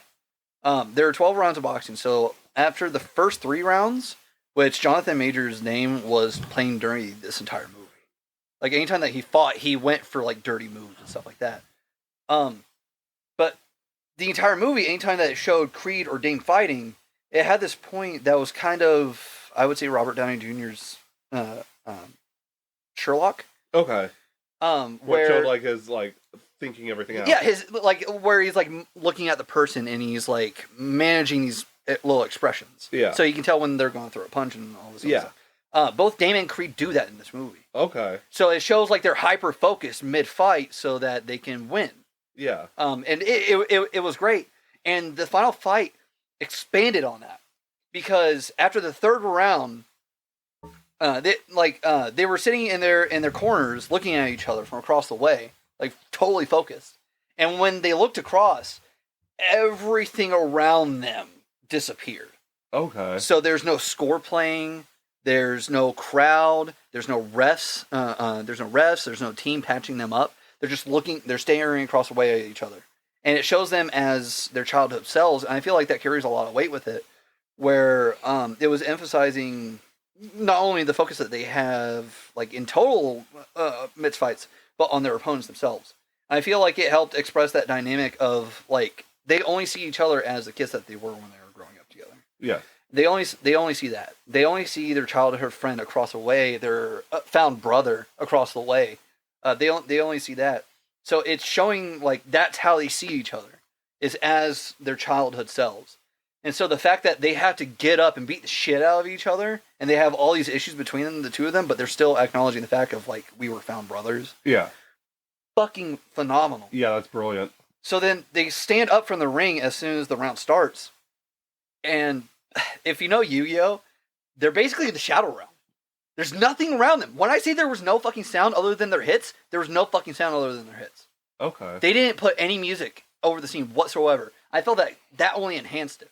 Yeah. Like they were focusing on each other. And I can it make the was argument, brilliant. watching all the Rocky movies, for me, that's the best boxing scene of the entire Rocky franchise. I can make the argument that it's the best one. But it was great. It felt it held a lot of weight. It communicated everything that it needed to communicate. Like they Absolutely. were both focused like intently on each other. yeah. And this scene went on a long time. And if you watch the Rocky movies, they'll show like a fight over the course of 30 seconds, and that'll be the round. No, like this fight went on for a solid 4 minutes, where it was just Okay. the two of them in the ring, nothing else around, nothing playing over. All you hear is the punches of each other and the exertion that their body gives. So it like led up to like the 11th round, and you hear ding ding, and they go back to their corners. Spoiler alert: Creed won. Of course. Yeah, no, it just like it was great. It was really impactful. The scene at the scene at the end of the movie, which helped resolve the issues between Yeah, the these of two them. actually were able to made up. Like after the boxing match was over, these two actually were able to made up. And then the closing is when you get to see his daughter. She actually pretended that she was in a boxing match, and then she pretended to beat up the dad in the boxing match. Yeah. Such an adorable moment.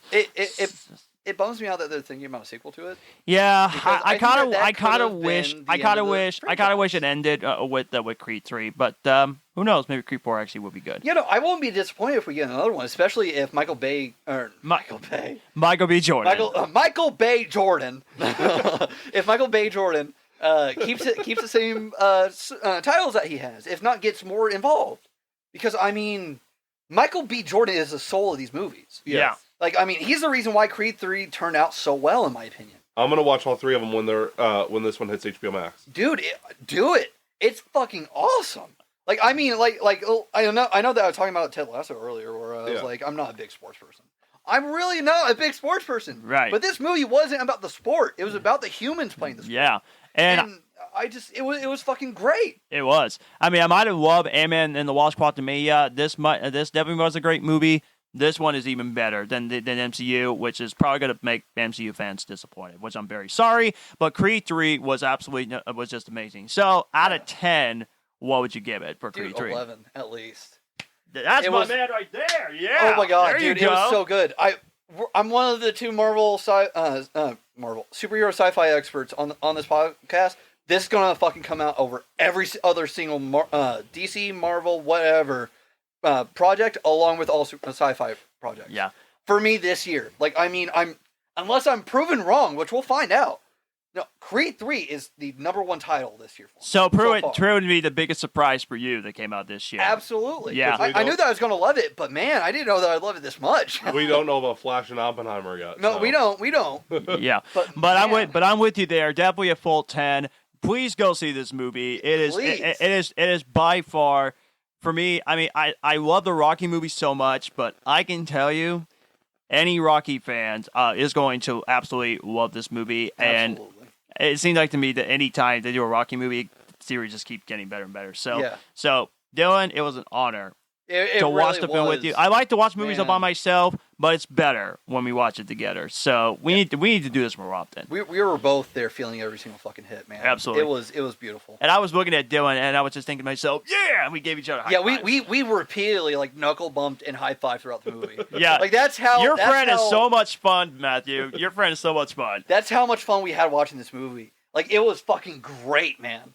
I don't ever like being distracted during a movie. Right. Like, when I go to watch a movie in theaters, I go to watch a movie in theaters. Like, I don't want to take my eyes off the screen, but it was everything I could have stopped myself from cheering. So, of course, I was going to fucking high five and knuckle bump the entire time.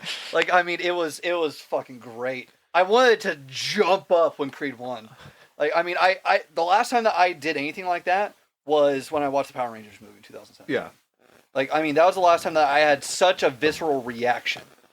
And the only time that I did it during Power Rangers 2017 was during the Tommy post-credit scene. Yeah. Like, I mean, I like did like a backflip and everything during the movie. I'll mention something when we start our Star Wars thing, but there's only 3 movies that I've seen more than once in theaters. And I'll tell you which 3 movies when we start Star Wars. Okay. One of them is a Star Wars movie. So so now we can get started with the Star Wars thing. Again, thank you so much for watching it with me. For sure, man. Like, it was a blessing. Yeah. It was awesome. It was a blessing for me too, buddy. All right, let's get this fight started, shall we? Are you ready to rumble? I was thinking about actually doing that. Ting ting, fight! Okay, who's gonna start it off? Well, wait, are we doing the Mando review and then our ranking? Yeah, probably. I feel like we should. Okay, yeah. I don't think that we're gonna fight about Mando. Okay. Oh yeah, let's go ahead and do the Mandalorian season 3, episode 1 review real quickly, and then we'll get to a big fight about the whole Swamp stuff. Thing pirate. Yes. Yes. Yeah. Dude, the prosthetics already for this season is great. Absolutely. I like Kawaki monkey lizards. That they're one of my favorite creatures in all of Star Wars. So I was a bit bummed out that they were. It was great CGI. to see them back in the show that I love so much. Great to see them back. In my opinion, I think that what they should have done was have practical puppets there, or at least like for reference, and then go over it with CGI. But that aside, that was my only nitpick. I thought it was fucking great. I liked Babber Frick's species being in it, like the Anzellans. They were fucking awesome. I thought that the pirates' prosthetics. They were all prosthetics. I cannot get over that. That was so cool. So apparently they've showed 2 episodes to the press. Yes. And this is like nothing compared to the second episode. Apparently the second episode is superior in every way. Oh, dude, I'm so excited. And can we all agree it's ridiculous how amazing the TV show is when it looked like an actual movie? It's insane. They need to carry this stuff over to the movies. Streaming is probably honestly the best thing to happen to TV. Oh, absolutely. Yes. Well, and TV in general, because you get like crossover stuff now. Like, yeah. Star Wars can work as a TV show. Like Star Trek, obviously, I haven't seen Discovery or anything. Yeah. But like, it needs the big budget of like a premium thing. Yeah, absolutely. And it makes it some of the best TV shows have come out in the last few years just because It's got the higher budget, but it works as a TV show better than a movie. Yeah, if we end up getting a Mando crossover into live action movies, I'll be fucking blown away. I think we're on track for it. Yeah, I feel like he will show up. Yeah, I just like this is I had to describe some stuff to my mom today because today was the first day that she watched it. Yeah. And I wanted to rewatch it a second time, so I waited till today to do it because I knew she wasn't going to watch it. And I had to describe some of the stuff to her, like for any fans of Disney, Star Wars, especially of the TV shows, people will recognize that during the intro when they're going through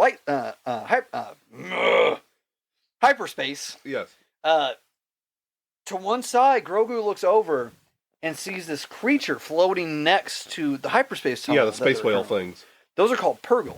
Okay, I didn't know that. They're fucking great. They're one of my favorite creatures in all Star Wars. Interesting. They're from the Rebels TV show, which the Rebels TV show is going to be the prequel to the live-action Ahsoka show. Okay, so I need to start getting on Clone Wars and Rebels. You need at least Rebels. Okay. At least Rebels. In my opinion, aside from Revenge of the Sith, Rebels is my favorite Star Wars piece ever. So I think it's fucking great. Since it's animated, I won't worry about watching it on the big screen. Yeah, so as soon as I finish Brooklyn Nine-Nine, I'll get started on those. It's good. There's 4 seasons. I think that it's like 13 episodes the first season. Okay. And then it's like 22, 23, and then another 13 or 14. Should I do Clone Wars first? Because I don't think Ahsoka's going to probably come out till the end of the year. I'd say do Clone Wars first because there are references in Rebels. And it won't take me that long because I do like 3 or 4 episodes a night. So yeah, no, seriously, like just knock it out. Like I mean, it's really good. I could probably have Rebels done by June. Yeah, when you get to your Rebels, I expect live messages. And can we get to the final scene real quick with the scene at the end with the flying sequence where they were shooting their the things in the space shuttle. I don't remember what's. Wait, are you talking about the pirate attack scene? Yeah. Okay. That was amazing. That looks so good. It definitely reminds us of the nostalgia of the original Star Wars trilogy. Yeah. It's really, man, I can't wait for episode 2. I had to think like for a second. I was like, what? Wait, when Mando disappears behind the asteroids, I was like, oh, these guys are fucked. Yeah, exactly. I was like, they're dead. But as soon as he disappeared, they should have been like, okay, we're gone. That reminded me of the Geonosis scene. Yeah. With Obi-Wan and Jango. Yeah, absolutely. I'm glad they brought the Naboo starfighter back, though.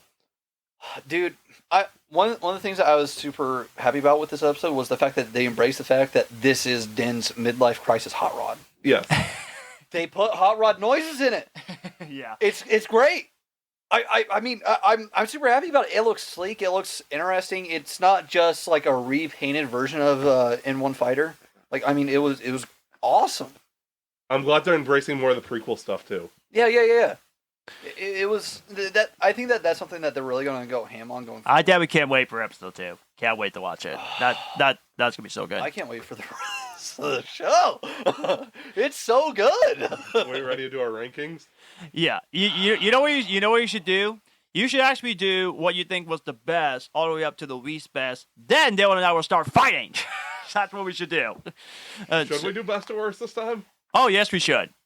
You guys can do best or worst. I'm doing least favorite to. I'm doing least favorite to favorite. Okay. I'll probably do that too. I'd rather just stick with. Yeah. All right. Okay. Well, we both had the same number 1 movies. Yeah. Okay. We'll probably fight him anyway. But okay. All right. So. Yeah, considering what's the worst. So we gotta state it. We gotta state our rankings, and then we'll fight. Is Okay. that fair? Yeah. Everybody gets to say everything, and then We bust through our rankings. punch each other afterwards. okay. Who's going first? I'll go last. Okay. So John, you probably go first, and we'll just go like this. Okay. All right. Well, I haven't actually not done my rankings, but I can definitely tell you, as I said this before, number 1 is my the best Star Wars movie was for me is The Force Awakens. I love The Force Awakens. Last Jedi is number 2, and all you Star Wars fans go ahead and start crying if you want to, but I don't freaking care because I love The Last Jedi. So that's number 2.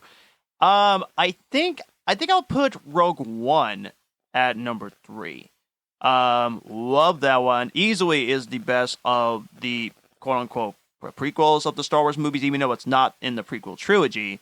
But loved Rogue One. Rogue One was just absolutely fantastic.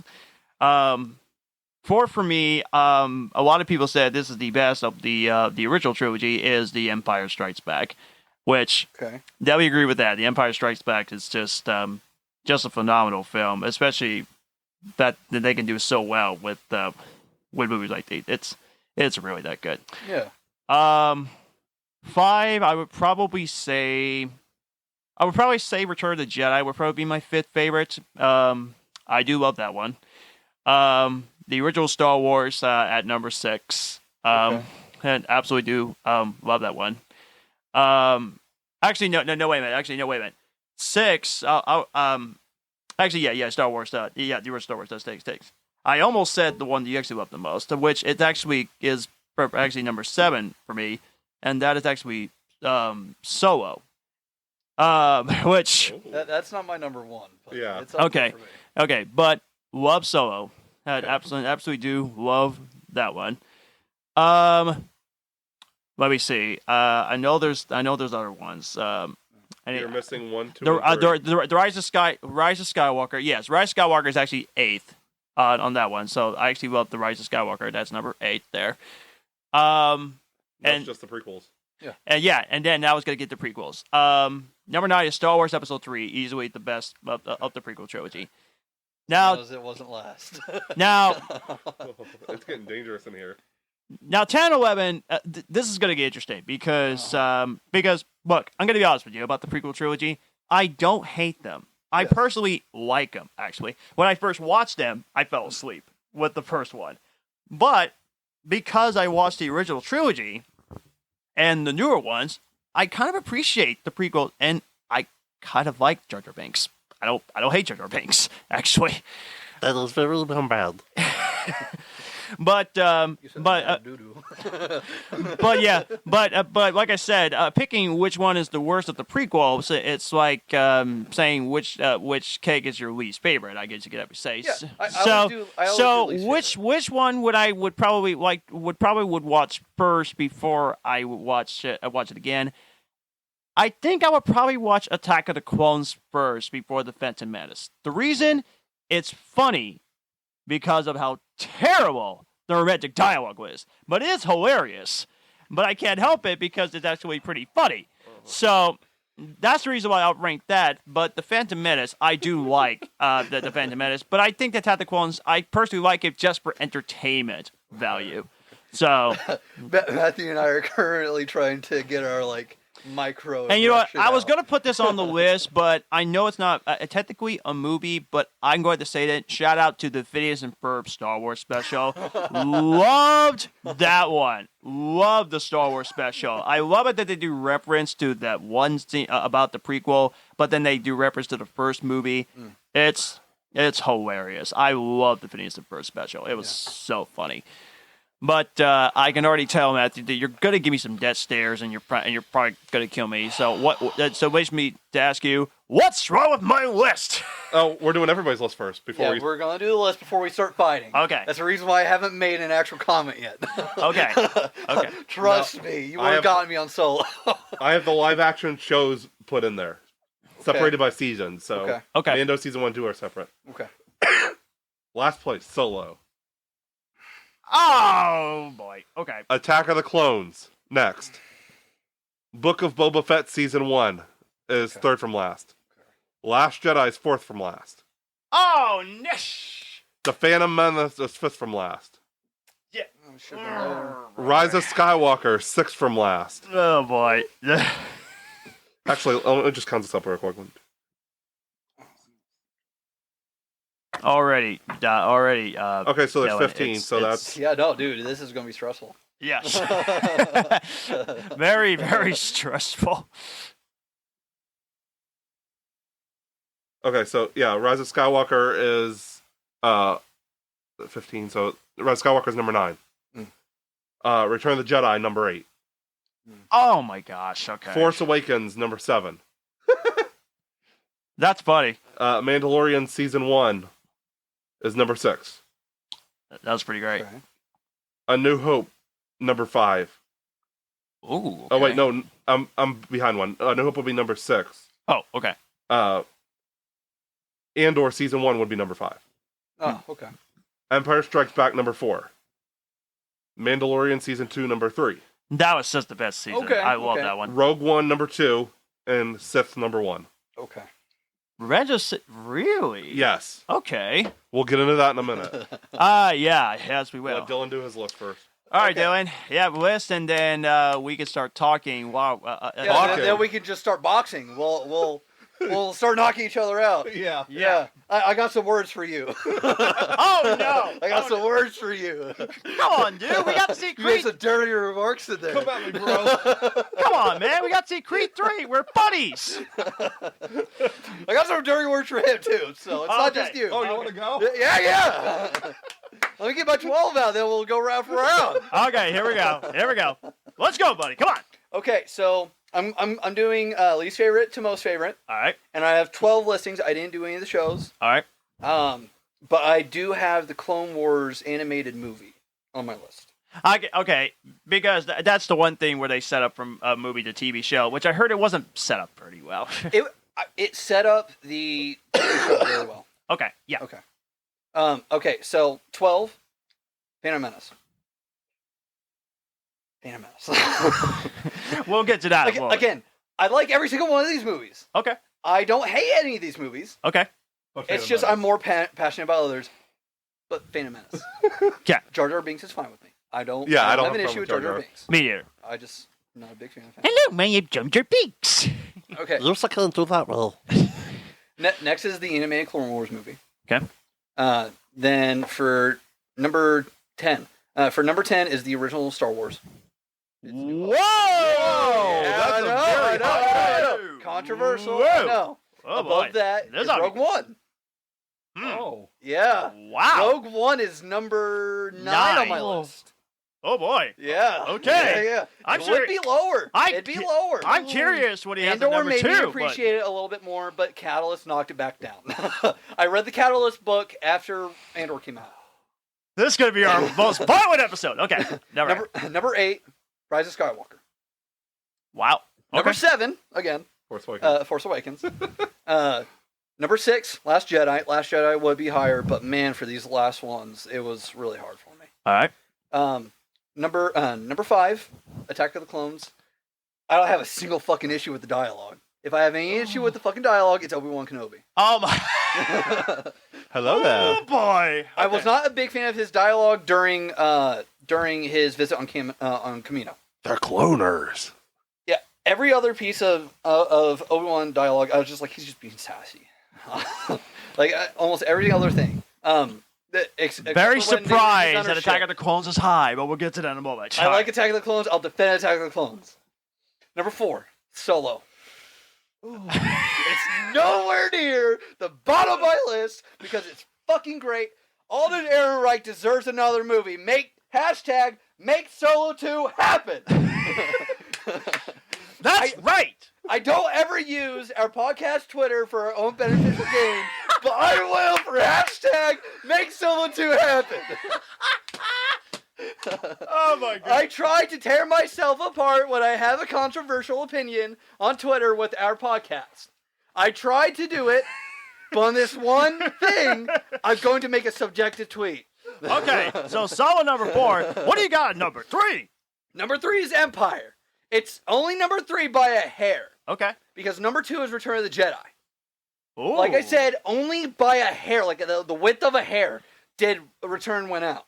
Typically, Empire is number 2 for me. And my ranking is always fluctuating with the exception of number 1, Revenge of the Sith. Holy shit, Revenge of the Sith. I know that movie, line by line, by heart. That movie is so huge to me. It's one of the few Star Wars movies before the sequel trilogy and before Disney's Star Wars in general. The only I remember being in theaters. the only problem with it was the Darth Vader. No, that's the only problem I have. But it but has the been rest, retconned. but the rest is great. Absolutely. It's been retconned. I was supposed to It's see a that in simple theater. no now. That was supposed to be the first movie I ever seen in theaters, and I never got to see it. Man, Fantastic Four ended up being the first movie I saw in theaters. if I could go back in time, or if I had a way to make them release it in theaters now, I would. Revenge of the Sith deserves that treatment. I'm just waiting for It's gonna- 2025. Yeah, it's gonna be their 20-year anniversary in 2025. But they didn't do that for Attack of the Clones, in 2022. No, I'm I'm thinking nervous about it. there's the rumored 4-hour extended cut. That's not coming out. I think it might be on Disney Plus. I honestly, I can see that. I don't believe it. You don't believe it? What would happen if they did release it? They didn't release it. I've watched the shit out of it. I'm not going to be like, oh yeah, just snub it. No. I'd watch it. Because there's a lot of stuff that was in Revenge of the Sith, especially in the novel, because the novelizations of the movies are based on the original scripts. Right. Like going into filming, it's based on those scripts. It's the reason why in the book you get a lot more detail about Mustafar. That's very interesting. When Kylo Ren is visiting during Rise of Skywalker, you get a lot more detail. I have the only novelizations that I have are Phantom Menace and Rise of Skywalker. Okay. But it's great. Anytime that's it's controversial, but anytime that somebody's like, oh well, Rey stole the Skywalker name, all I have to do is tap on the book, because the only evidence that there is of like there was permission for Rey to take on the Skywalker name in the actual movie. The only thing that we get is the scene where the Force ghosts of Luke and Leia show up. Yeah. That's the only evidence that we get that they're supportive of Rey taking the Skywalker name in the movie. But in the book, there are lines, thought lines, impressions from the Force on Rey from Luke and Welcome to our podcast, Rants Edition. Listen, the fight started. I gave up my ranking. We all did our own rankings. It started. Exactly. I'm sorry. I'm passionate about Star Wars. In the book, in the novelization based on the original script for Rise of Skywalker, in the book, Luke and Leia are like, go on, take it, it's yours. They say that Rey can take on and continue the Skywalker name. We don't need Shmi there to say it. We don't need Anakin there to say it. It's just as much their name as it is Rey's. Besides, a common theme of Star Wars is found family. And the Skywalkers adopt Rey. Luke and Leia are her bastards. Leia a lot longer than Luke. If Leia isn't referred to as Leia Skywalker, because that's what her original name was before being adopted by Bail Organa and his wife. Before being adopted, her last name was Skywalker. So if we're going to be like, oh, well, it's actually Rey Palpatine. Bullshit. No, if we're going by the name that they fucking have and the name that they choose to go by, the way that we do Leia Organa, if we're going by that, she's Rey Skywalker. Fuck you. This is a fight club. We're going all out. I love you guys. I do. This podcast is great. Dylan. If this gets me kicked out of the podcast, by all fucking means, I'll go down swinging. Dylan, we might have known each other like 5 or 6 weeks, but guess what? I love you too. Oh my god, dude. I'm willing to fucking fight for my opinions on these movies. Bro, I will respect other people's opinions. Absolutely. But fuck you if you're like, this is identity theft. Fuck you.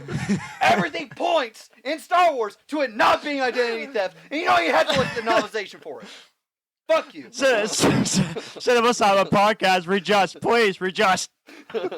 I'm so sorry about the audio levels. It's okay. All right. Well, welcome to the episode where Dylan is now playing Anakin on Mustafar.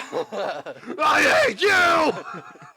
You were my chosen brother. You were the chosen one. You were meant to destroy the Sith, not join them. Okay.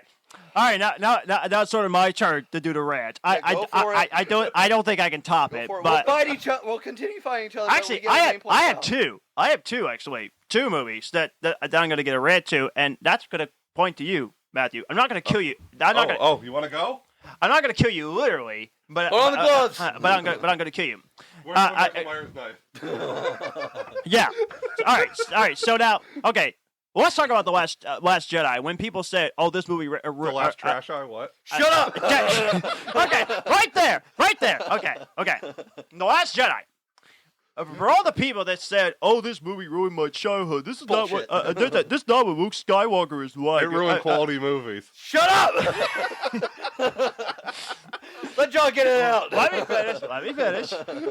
This is not what this is not what Luke Skywalker's supposed to be. He's supposed to be a good person. He's not supposed to be that selfish. Oh, why is their part in the movie? Why is the relationship between Ridley and that one Adam Driver character? Or why is that even in the movie? You are a bunch of crybabies! Crybabies! I'm sorry. That for me, it comes as close as being as perfect as The Force Awakens. And I'm telling you why. Because I loved the risk that Rian Johnson took. Now, I gotta be honest with you, I never heard of Rian Johnson until I watched Star Wars The Last Jedi, and then I checked his other film, I was like, oh, I heard of Looper. Okay, I never heard of that one. Then, of course, what he did, Knives Out. Wait, Looper? Yeah, he did Looper. With Yes, Bruce he did. Willis and Joseph Gordon-Levitt. Yeah, and I will stand by that movie. That was an incredible movie. Yeah, and when he directed Knives Out, brilliant. Yes. Love Knives Out. So that's why I wanted to check out more Rian Johnson's work. So that's why I just got interested in his work. You mean like Stab 8? Okay, Shut up. but I got a thumbtack. Shut up. but I'm just saying, for all you fans that hated the Last Jedi, here's my question: what's the matter with you? Why do you hate the Last Jedi? It's not that bad. It's for me. It's better than the original Star Wars trilogy. I'm sorry. I'm sorry. I'm sorry. Hang him. I don't care if you are adults. That when you watched the original trilogy as a kid, you said that nothing will beat the original trilogy. Okay, let me ask you this question. Would you say that nothing would beat the original Batman that came out in 1989?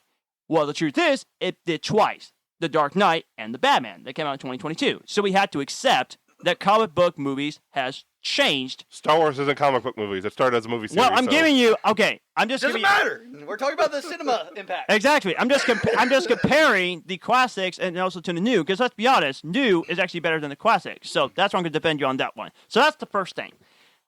Now let's get to Solo. Let me get to Solo for this one. Okay. I'll kill you. It's a very interesting production. The gloves are coming off. It's a very interesting. interesting production history. Yes. It was supposed to be directed by the directors of the Lego Movie. The only good part of that movie was Emilia Clarke. Shut up. Shut up. But I'll yeah, let you talk. I'll shove my hand up your ass and work your mouth like a puppet. but yeah, it was so interesting that the production that I did not know that the production was a humongous issue when behind the scenes started. It's because it was such a bad movie. No, shut up! Bullshit. It was worse before, so you had to give it that. Apparently, it was so bad that they had to send I can't finish my rant because he keeps interrupting. Halfway through production when they switched directors. So, before Ron Howard came on, they had to put on air like through additional acting classes. Apparently. So it was a bad movie at one point, especially. It was even way worse than it was now. Yes, so you have to give it that. It's better than what it was, at least. Okay. But honestly, I actually makes no one too happy. I actually personally would have liked to see that cut because let's be honest, they're incredible directors. Yes. I mean, I really like Karate with a Chance of Meatballs. I like that film. That's really that film was really funny. And also, what they did to Spider-Verse is incredible. Cloudy with a Chance of Bad Movie. Oh wait, what? I'm not going to defend Cloudy with a Chance of Meatballs. It was animated beautifully. I've never seen it. It was great. I personally like else. it, but it's amazing that Sony Pictures Animation actually grew when they did the Spider-Verse movie. It's pretty amazing. But back to Solo. Yeah. It's interesting that they got this movie made because I'm pretty sure some people thought that the film was not going to be made because of the controversy surrounding the production and everything. I thought that Ron Howard, to me, first of all, Solo's underrated. Yeah. Secondly, I personally thought that the directing that he did was excellent. With the visuals, with the cinematography, and also with the acting overall. And I love the actor that played Solo. Yeah, he was great. For me, the movie is great, but I heard people say it would have worked as a TV show, which I can see that because, let's be honest, The Mandalorian is incredible. Yeah. And Andor is pretty great. So I kind of would have liked to see the Solo TV show. So there's actually that. So for you to say that Solo sucks, first of all, want me to say it again? It's on to you. Want me to say it again? No. Solo sucks. And doing it, standing up. The glove, singular glove, is on. Here he comes with the chair. gosh. Okay. No, Solo was great. Shut up, Matthew. Solo was great. But you would definitely say that The Last Jedi, it took a lot of risk, and that It took a lot of risk. And I personally loved the risk that it actually took. It took a lot of risk. I feel like Rian Johnson was too subtle with some of the things in the movie, and that's what a lot of people struggle with when it comes to Luke Skywalker's character, at least. Yeah. Kylo Ren is still an emo teenager, though. He was. Yeah. I'll give you that. He was. Yeah. And I'm going to go on the limb and tell you, and here's another controversy that I'm pretty sure that yes, I will likely wear this boxing gloves. It actually looks good on me, actually. I'm going to go on and go out on a limb and say, and you can go and walk up this chair when I tell you this, Daisy Ridley is a better lead character than Luke Skywalker. There! I said it! Oh, it's going down. Those are fighting words. And I'm saying this because, I got to tell you, the actress is a great actress. Yes. Love her in this movie. To me, I loved her as the leader. Yes. When she started Star Wars. To me, I love Luke Skywalker. Don't get me wrong. I love Mark Hamill. I mean, heck, him playing as the Joker, wonderful. Amazing actor. And great as Luke Skywalker. But I'm sorry. Daisy Ridley, if they would have done more Star Wars movies, she should be the leader for more Star Wars movies because I love her as an actress and as a character. Oh, that's it. Ray Skywalker, best Skywalker. John just got punched. Matthew, you didn't hear anything, right?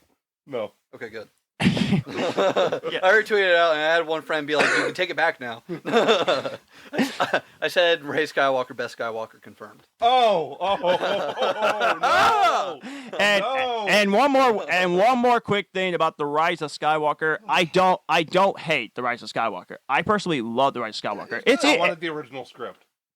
But I don't. I wanted aspects of it like Hux. Hux being killed off the way that he was, he didn't deserve that. He had a lot of promise. I don't think that James Gunn should, not James Gunn, God. J.J. Abrams should killed off Hux the way they did.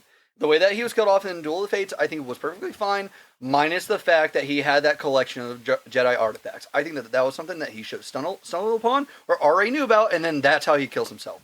Because he's about to be found out by about being a spy. That's how he should have done. That's my biggest criticism. And it doesn't hurt the fact that I actually went to go see it on my birthday, actually. It came out exactly on December 20th. Really? It did. The Rise of Skywalker did, yeah. And it was crowd-packed, and I personally really enjoyed the whole thing. But the weird thing is, I didn't watch the second time, which is weird, because I seen The Last Jedi more than once, and so did The Force Awakens, so the other... two of the Star Wars movies in theaters. I've seen all of the Disney ones that have come out thus far. I definitely know that I watched Revenge of the Sith. I don't know if I watched Attack of the Clones in theaters, but I don't think that I watched Phantom Menace in theaters. Well, you would have been like 1 or 2 years old, wouldn't you, when Phantom Menace came out? I would have been 1 year old. Yeah, so it wouldn't have counted anyway. Yeah. Well, I mean, still, I would have been in theaters for it. Everybody has their first movie in theaters. But would you have remembered any of it? Well, no, but still, first movie in theaters. True. I don't remember seeing Rugrats in Paris in theaters, and that was apparently my first movie. So. But anyway, personally I personally sort of like your list better than Matthew's. Because it's better! Okay. And also... Listen, you put Solo at the bottom! Exactly. Yeah, You where didn't it even have a belongs. buffer! It's where it belongs! Bullshit! Okay, so anyway... Make Solo 2 happen! So anyway, I love The Last Jedi, and I also love Solo. Matthew, get your criticism ready, go! What are you gonna say, huh? That Solo is trash. Fuck you! No, thank you. It's 2 votes against 1, Matthew! 2 votes against 1! Okay, but what do you think about Lando? The casting for Lando, what do you think? He played a good Lando. Okay, good. I agree. That's the best opinion that could come out of that movie. Best characters, though, were Amelia Clark's and Woody Harrelson. Okay. I'm glad we got the Kessel Run. Okay. That's about all I can like about the movie. God. Kessel Run was the best part. But you're saying everything else is bad. Are you saying that the action scenes was not that good? They're mid. Oh my! What? Oh my! When they escape Kessel? That's about the best scene. Son of a gun! So Matthew. what about when they're in the trenches at the beginning? What about when they're hijacking the train? Exactly. What about The that? train scene was great. The train scene was better in Boba Fett. I like the heist in Boba Fett better train scene. Okay, I can kind of get behind that. Okay. But yeah, I'm not a fan of Solo. Uh, I respect it, but I disagree with you. Me too. Now, for what I was going to say about, there's 3 movies I've seen in theaters more than once. The one I've seen most was actually Star Wars. You could guess which one. Rogue One. Yes. Yeah. I've seen it 4 times in theaters. Wow. The other 2 were 2 superhero movies in 2017. Any guesses onto which ones? Power Rangers. Yes. God, what came out in 2017? You know, the other one's very obvious. It's my favorite movie. Logan? No. Guardians of the Galaxy Volume 2? No. Spider-Man Homecoming? No, wait, that's not what that is. No. It's very obvious.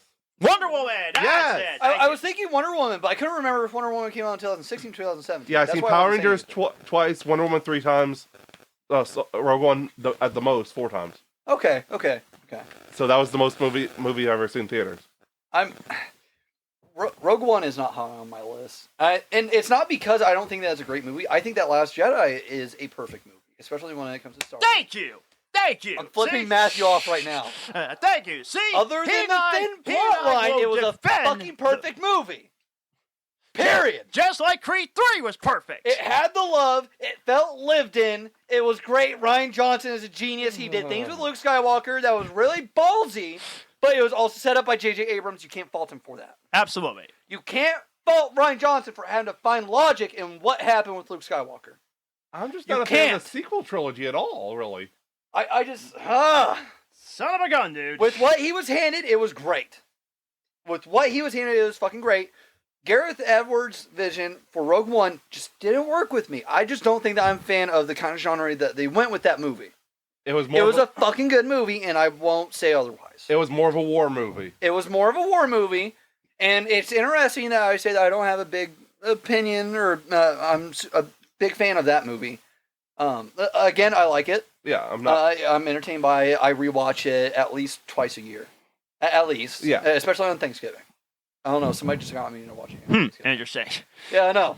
I thought that too, and then I was eating my Thanksgiving You dinner have to admit, though, watching the it. Darth Vader scene is one of the best scenes in all of Star Wars. Absolutely. Oh, There's yeah, and actually, Rogue One. Yeah, that was great. There was actually a piece of fake news that came out about that scene recently, where Freddie Prinze Jr., who's in Rebels, he's one of the main characters in it. Okay. And you would recognize him from... Didn't he play Fred in Scooby-Doo? Exactly, yeah. He was Fred in the live-action Scooby-Doo movies. Oh, yeah, and he also played as one of the villains in Scream, the 1996 Scream movie. Which, that plot twist was genius. That was so good. Wait, No, Matthew Lillard.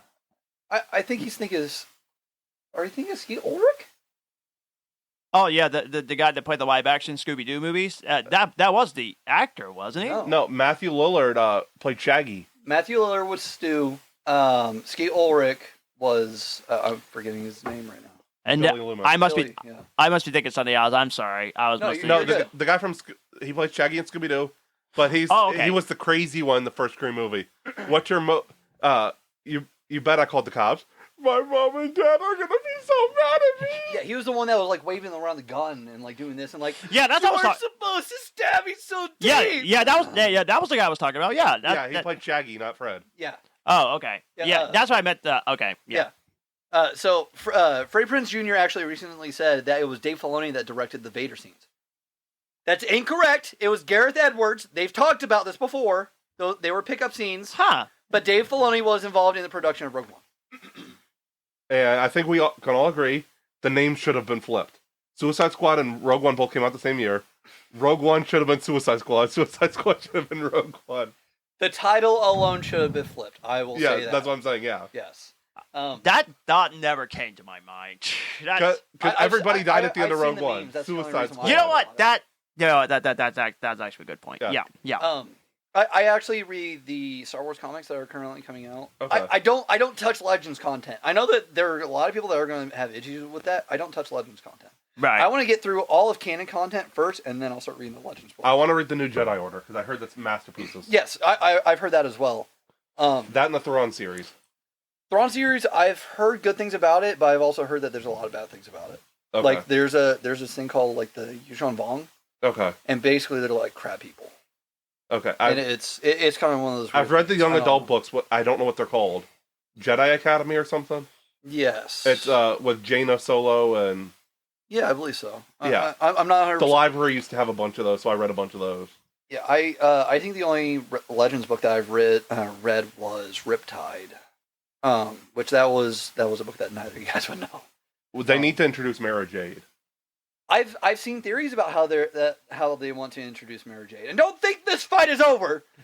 Emma Stone. I could see that. I think that I prefer for them to find an unnamed person. Okay. Yeah. But the Inquisitors. Yes. Which you'll find out more about the Inquisitors when you watch Rebels. Yeah. But the Inquisitors that were shown in the Obi-Wan Kenobi TV show. Yeah. People have been like, well, what if Mara Jade was introduced as a Inquisitor during that time period, and then she's revealed to still be living after the original trilogy? I could see them her and introducing Luke interacted, but I feel like Mando or something show up, or Ahsoka. yeah, that'd be cool. I want to get to your Attack of the Clones thing, which, like I said, I don't hate the movie. Okay. I like it. I like Attack of the Clones. I do like it. The Phantom Menace is like I said, it was my least favorite, but being the last place is not really that bad when you actually have a good franchise like Star Wars. For Attack of the Clones, I'll just jump in real quick before Dylan goes on his rant. I love the lightsaber duel. Yes. Yeah. That classic when Yoda walks up. Oh yeah. And then Yeah. For some YouTube critics says that actually was not a good scene, but I digress. And everybody showed up. Yes. In the execution chamber. Yeah. Okay. But like I said, I did like Attack of the Clones. However, I'm sorry, but I like sand. I'll kill you. No. I'm not going to get in a rant. I'm not going to get in a rant. I'm just telling. But it's going to make me go on my rant. but that's the one thing that I'm super willing to defend. Let the bodies hit the floor. Yeah, but that I hate sand. That come on, dude. Okay, that hold on. Let me put this in perspective for you. Okay, if it were any other character, that dialogue would have been bullshit. Right. I would be willing to admit that. But Anakin was raised on Tatooine. Anakin does not know how to flirt. He doesn't know how to flirt. That's so true, yeah. Yeah, okay, so basically what Anakin is going through in Attack of the Clones is he's basically still a 13-year-old boy. In that movie, he's 19. That's just so weird. The fact of it is, Anakin doesn't know how to be a regular kid. He doesn't. He was sheltered after he joined the Jedi Order. First of all, anytime that he went to, and this is canonical, anytime that he went to go talk to Obi-Wan about things that were forbidden by the Jedi, Obi-Wan would just be like, "Well, it's the Jedi code. You got to follow it." Basically, and there's even I haven't read from a certain point of view, which are anthology books based on the original movies. Two are out so far. We're getting a third one this year for Return of the Jedi. Okay. Basically, it's like additional stories for like background characters or like very minor characters, side characters. Yeah. But that's basically what it is. And in one of them, Anakin did not take him leaving his mom very well at all. That's true. So when he would be in like the same area as Obi-Wan and they would be sleeping, Anakin would get scared and then go crawl into Obi-Wan's room, and Obi-Wan didn't like it. So Obi-Wan, of course, was not going to be like, "Oh yeah, this is how you flirt with a girl. This is how you get a girl to like you." So not only does he not know how to manage these feelings about girls, not only does he not know how to talk to girls or just be a regular guy in general. Right. To the point of being able to flirt with somebody and not be super fucking awkward. Not only does he lack those skills, but in addition to that, he's been harboring this crush on Padme for 10 years. And this is one of the first times, if not the first time, that he's seen her in those 10 years. So all the emotions just like blow out. All the emotions blow out. He doesn't know how to handle himself. That's the reason why he blows up on Padme. He wants to protect Padme. He wants to keep her safe. That's the reason why he's being a fucking creepoid. Yeah. On Coruscant. Like he's trying to make sure that she's okay, but he also doesn't know that spying on a girl is not okay. Spying on anybody's not okay. Well, yeah. But he doesn't know that. It could have been worse. They could have been brother and sister. Could have been worse. And I gotta be honest with you. When I was watching the original Star Wars trilogy, and when I heard that these two actually were related, I was thinking, did you not know that before the second movie? Like, did you not know that? They're from the Alabama system. Okay, I don't know facts about all of them. Okay, okay. I have a cousin who I love so much. Oh no. And I just cut it from the podcast. okay. Okay, my cousin, which she's not going to listen to this podcast, I promise. Oh no. She's not going to listen to it. She told me at school when the teacher the teacher talked about, I don't know what they actually were talking about, but when the teacher told my cousin that you are allowed to date cousins in Alabama, I was thinking, what the crap, dude? Really? so I mean, they're cousins, I guess. but On that note, My closing argument on Attack of the Clones. The dialogue for Anakin was not shit. First of all, he wasn't Hayden bad in the movie Christensen- at all. Hayden Christensen gave a very solid and convincing performance because everybody said that that's the cringiest lines ever. And it was meant to be that because he didn't know how to react. Like I said, he didn't know how to flirt. Not only that, but everything else between him and Padme's interactions are Shakespeare. yeah. Right. That, like, I know that there's that famous quote of George Lucas where he's like, well, they rhyme. It's like Shakespeare. I don't mean that. I mean, this is the kind of shit that Shakespeare would have written. Yeah. Yeah. When Anakin and Padme have that back and forth in front of the fire, absolutely. That is something that would end up in Shakespeare. It almost sounds directly like a quote from one of Shakespeare's works.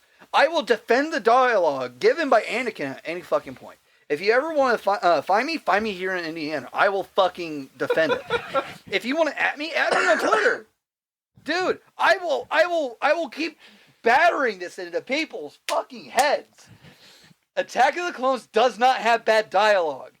It has convincing dialogue because it's supposed to make you feel uncomfortable. The best dialogue though was in that movie Yes. was on the chariot before they go into the arena about I just want to tell you I love you before we die. Yes. That's the best, and that Yeah. the Across the Stars. I'll give you that. Yeah. Phenomenal fucking acting in that movie. Yes.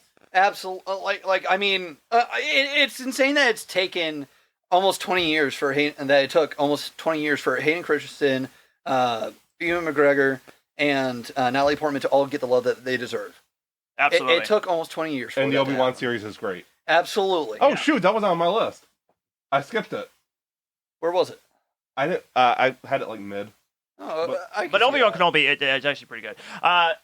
I think we've been about this before things can get very, very bloody and everything between. But anyway, guys. We're gonna have to have another Star Wars episode. Because, yeah, we man, have- I have a lot of thoughts about Last Jedi. We'll do it after Mando's over, season 1. That's Yeah, fine. we'll I'm definitely fine do with that. We'll So, come so back. anyway, guys, thank you so much for listening. We hope you actually enjoyed it. That may be the most entertaining episode we've done. Definitely the most heated So, so Matthew, far. what do we have for next week? So we got our 65 review coming up, and And then Scream 6. and then Scream 6. And if we have time, we are doing. Crap, I forgot what we were doing. I think we were doing best solo movies, like no sequels, no prequels, just best movies that are one and done. Okay. There's definitely plenty of good one movies that I actually do enjoy. So we hope you guys will join us for that one. And if we don't have time to do that, we'll fill it in with the Shazam review in the next week. Okay. But yeah, this was definitely a very fun episode, and I'm gonna listen to this episode over and over again. That was absolutely That was just a lot of fun. yeah, it was. So Like guys, I said, I respect your guys' opinions. I respect the Absolutely. opinions of everybody Even if else. Even if they're wrong. Everybody's entitled to an incorrect opinion or two. yeah. But if you have them full, you're just wrong. Yeah. But anyway, guys, thank you so much for listening. And once again, Dylan, I'm so glad we got to see Creed 3. Absolutely. And that was so much fun. And that was definitely fun to fight Star Wars movies. So that was definitely fun. So, guys, we hope you can join us for next week. Same place. All the episodes are available to listen to on Spotify, Apple. on Apple. Amazon. Just Google it. Yeah. Yeah. Just Google it. It's on a shit ton of sites. When I made the link tree, I was trying to list everything, and it just Yeah, there's like went 20 on. different sites. Yeah, so I was like, I'm just going to do the main two. Yeah. We'll be back, same bat time, same bat channel. Yeah. And we I was going to appreciate make that joke. I beat Damn you to it. and we Fuck. and we appreciate Gotta get one more we last appreciate fucking- we appreciate the support, the downloads, and everything. So guys, Absolutely. God bless. Have a great week, and we'll see you all next time. See you See later. you next time.